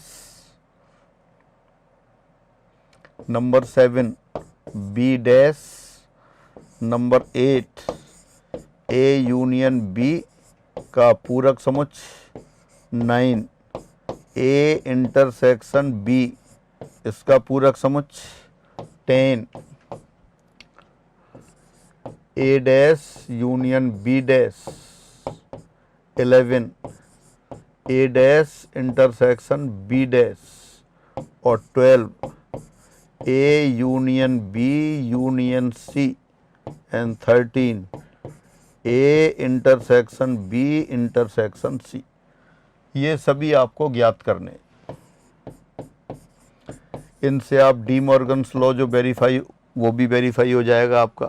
D Morgan's law क्या था? ए यूनियन बी का पूरक समुच्चय बराबर ए डैश इंटरसेक्शन बी डैश, और ए इंटरसेक्शन बी का पूरक समुच्चय ए डैश यूनियन बी डैश। तो ये सारे एग्जाम्पल आप घर पर ट्राई करेंगे, मुझे उम्मीद है 100% सबसे हो जाएंगे। फिर भी कोई कन्फ्यूजन हो किसी में तो आप व्हाट्सअप नंबर पे आप इसको क्वेश्चन लिख के भेज देंगे। अब आगे लेते हैं। द्वैतता का सिद्धांत, प्रिंसिपल ऑफ डुअलिटी, बहुत बेसिक प्रिंसिपल है और सेट थ्योरी में ज़्यादा काम आता है और भी आगे काम आता है। अपन सेट थ्योरी पढ़ते हैं उसमें। जैसे अगर कोई भी सेट थ्योरी में कोई रूल दे रखा है, कोई परिणाम दे रखा है, उसमें परिणाम में अगर अपन यूनियन को इंटरसेक्शन से चेंज कर दें और इंटरसेक्शन को यूनियन से चेंज कर दें और यूनिवर्सल सेट को फाई से चेंज कर दें, तो ये दूसरा रिजल्ट आएगा, वो भी सही होगा। अगर दो रिजल्ट प्रूव करने, एक आपने प्रूव कर दिया तो फिर लिख सकते हैं कि इसका डुअल ये परिणाम है, इसलिए ये भी सही होगा। जैसे एग्जाम्पल देखें अपन, ए बी सी दो समुच्चयों, ए बी सी तीन सेट हैं, तीन समुच्चय हैं।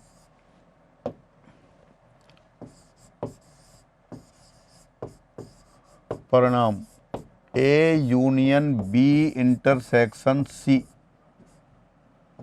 बराबर, ये बंटन लॉ बताया था, A union B intersection A union C.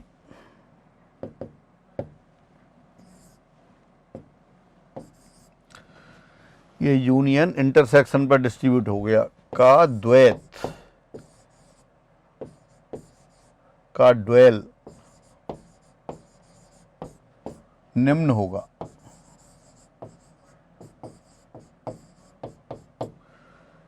Union को इंटरसेक्शन से चेंज करना है, A intersection B union C बराबर A intersection B union A intersection C. अगर एक रिजल्ट को आप प्रूव कर लेते हैं तो आप दूसरा डायरेक्ट लिख सकते हैं कि इसका डुअल है, इसलिए ये भी सत्य है। फिर आगे बढ़ते हैं।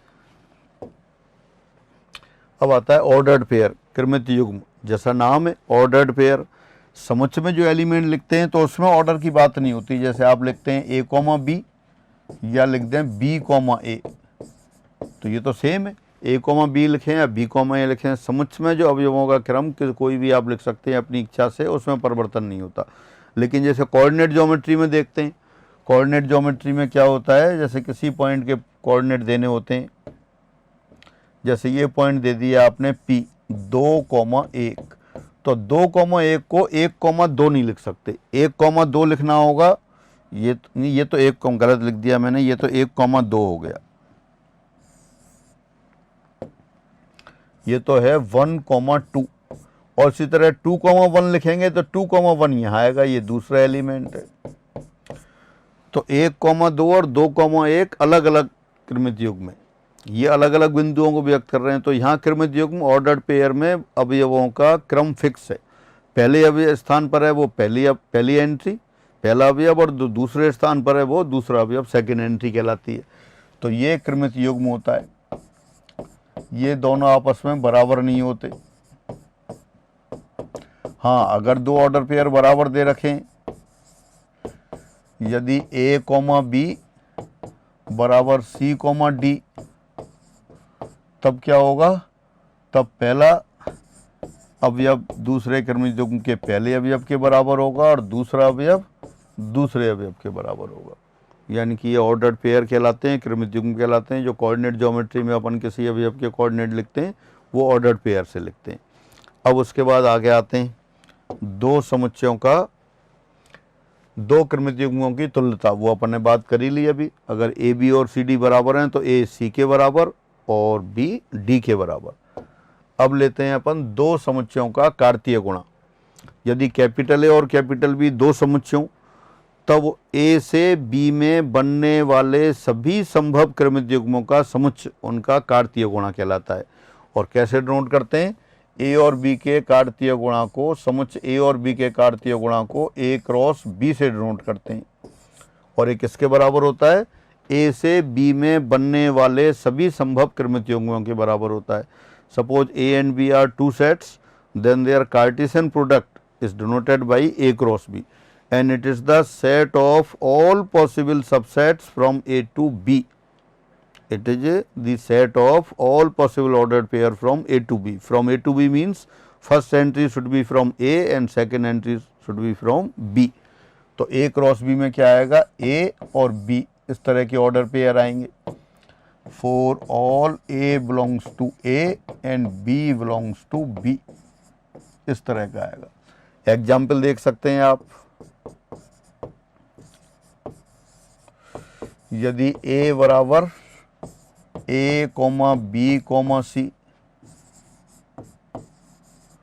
और बी बराबर 2,3 हो, तब ए क्रॉस बी लिखते हैं पहले।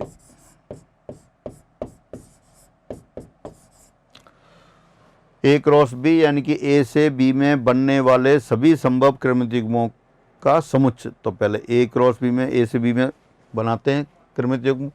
पहला एलिमेंट ले लिया स्मॉल ए कॉमा 2 आएगा, स्मॉल ए कॉमा 3 आएगा, स्मॉल बी कॉमा 2 आएगा, स्मॉल बी कॉमा 3 आएगा, small C comma 2, small C comma 3। और अगर आपको लिखना हो बी क्रॉस ए, तब बी क्रॉस ए लिख देते हैं। ए क्रॉस बी क्या था? ए से बी में बनने वाले सभी संभव क्रमिक युग्मों का समुच्चय। And B cross A set of all possible ordered pair from B to A, यानी बी से ए में बनने वाले सभी संभव क्रमिक युग्मों का समुच्चय। अब बी से लेते हैं, बी का पहला अवयव ले लिया 2, तो क्या आएगा 2a 2b 2c। फिर लेंगे आप 3a 3b और 3c। ये बी क्रॉस ए आ गया। देख सकते हैं यहाँ ए क्रॉस बी और बी क्रॉस ए दोनों क्या हैं? बराबर नहीं है। तो ए क्रॉस बी में तो क्या आएंगे? ए से बी में अवयव आएंगे, और बी क्रॉस ए में क्या आएंगे? बी से ए में आएंगे। इनकी नंबर ऑफ एलिमेंट्स भी देख सकते हैं यहाँ, number of elements in B cross ए।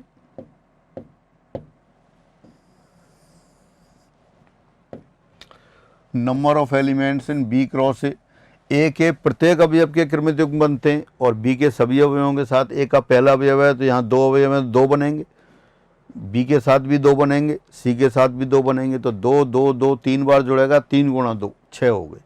इसी तरह से यदि ए में अवयवों की संख्या दे रखी हो तो number of elements in to A in A and number of elements in B, ये आपके ए क्रॉस बी में अवयवों की संख्या हो जाएगी। न्यूमेरिकली अलग से कह सकते हैं, यदि ए में अवयवों की संख्या m हो, बी में अवयवों की संख्या n हो, तो ए क्रॉस बी में अवयवों की संख्या कितनी हो जाएगी? m इंटू n हो जाएगी। यहाँ देख सकते हैं ए में अवयवों की संख्या 3 है, बी में अवयवों की संख्या 2 है, तो ए क्रॉस बी में अवयवों की संख्या 6 हो गई। नीचे भी देख सकते हैं बी में अवयवों की संख्या 2 है और ए में अवयवों की संख्या 3 है, तो बी क्रॉस ए में अवयवों की संख्या 6 हो गई। एक और एग्जाम्पल लेते हैं।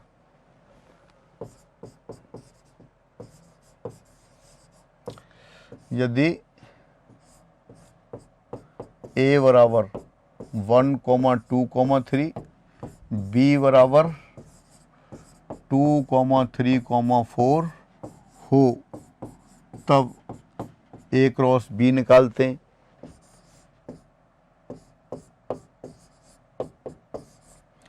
देखें 1 2 1 3 1 4 2 2 2 3 2 4 3 2 3 3 3 4। और बी क्रॉस से देखें आप, अब एक तो ए क्रॉस बी में अवयवों की संख्या चेक कर सकते हैं। ए में अवयवों की संख्या 3 है, बी में अवयवों की संख्या 3 है, तो ए क्रॉस बी में अवयवों की संख्या कितनी आएगी? 3 गुणा 3 9 आएगी। 9 दिखाई दे रहे हैं। अब बी क्रॉस ए बनाते हैं। बी से ए में 2,1 2,2 2,3। इसी तरह से 3,1 3,2 3,3। फिर 4 से 4,1 4,2 4,3। तो इसमें भी 9 अवयव आ गए। लेकिन यहाँ स्पेशल केस दे रखे थे। ए में देखें 1 2 3 एलिमेंट्स हैं और बी में 2 3 4 हैं, तो 2 और 3 कॉमन थे।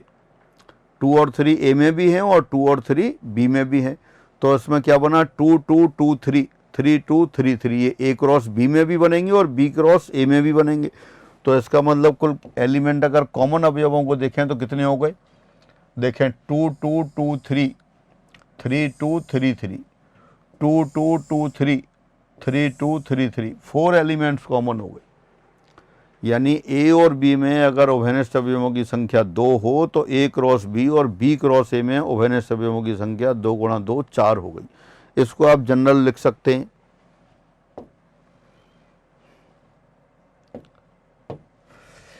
एक रिजल्ट की तरह ले सकते हैं आप इसको।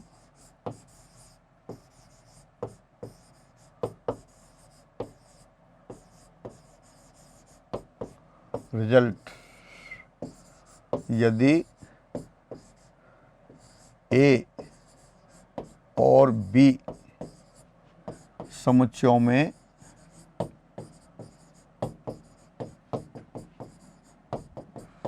M अवयव उभयनिष्ठ हूं,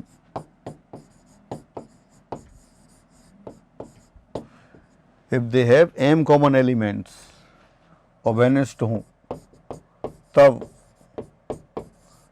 A क्रॉस B और B क्रॉस A में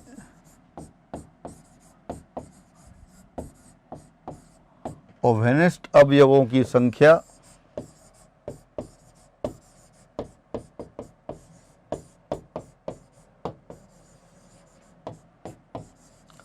M स्क्वायर होगी। तो ये रिजल्ट की तरह आप इसको लर्न करेंगे। अभी ऐसा ये फर्स्ट ग्रेड का एग्ज़ाम हुआ था, उसमें भी क्वेश्चन आया था इस पर, और आते रहते हैं, आपकी सीट में भी क्वेश्चंस दे रखें। तो ये आपके अगर A में उभयनिष्ठ अवयवों की संख्या M हो, A और B दो समुच्चय दोनों में उभयनिष्ठ अवयवों की संख्या M हो, तब A क्रॉस B और B क्रॉस A में उभयनिष्ठ अवयवों की संख्या M स्क्वायर होगी। तो इस तरह से आपके समुच्चय सिद्धांत कंप्लीट होता है।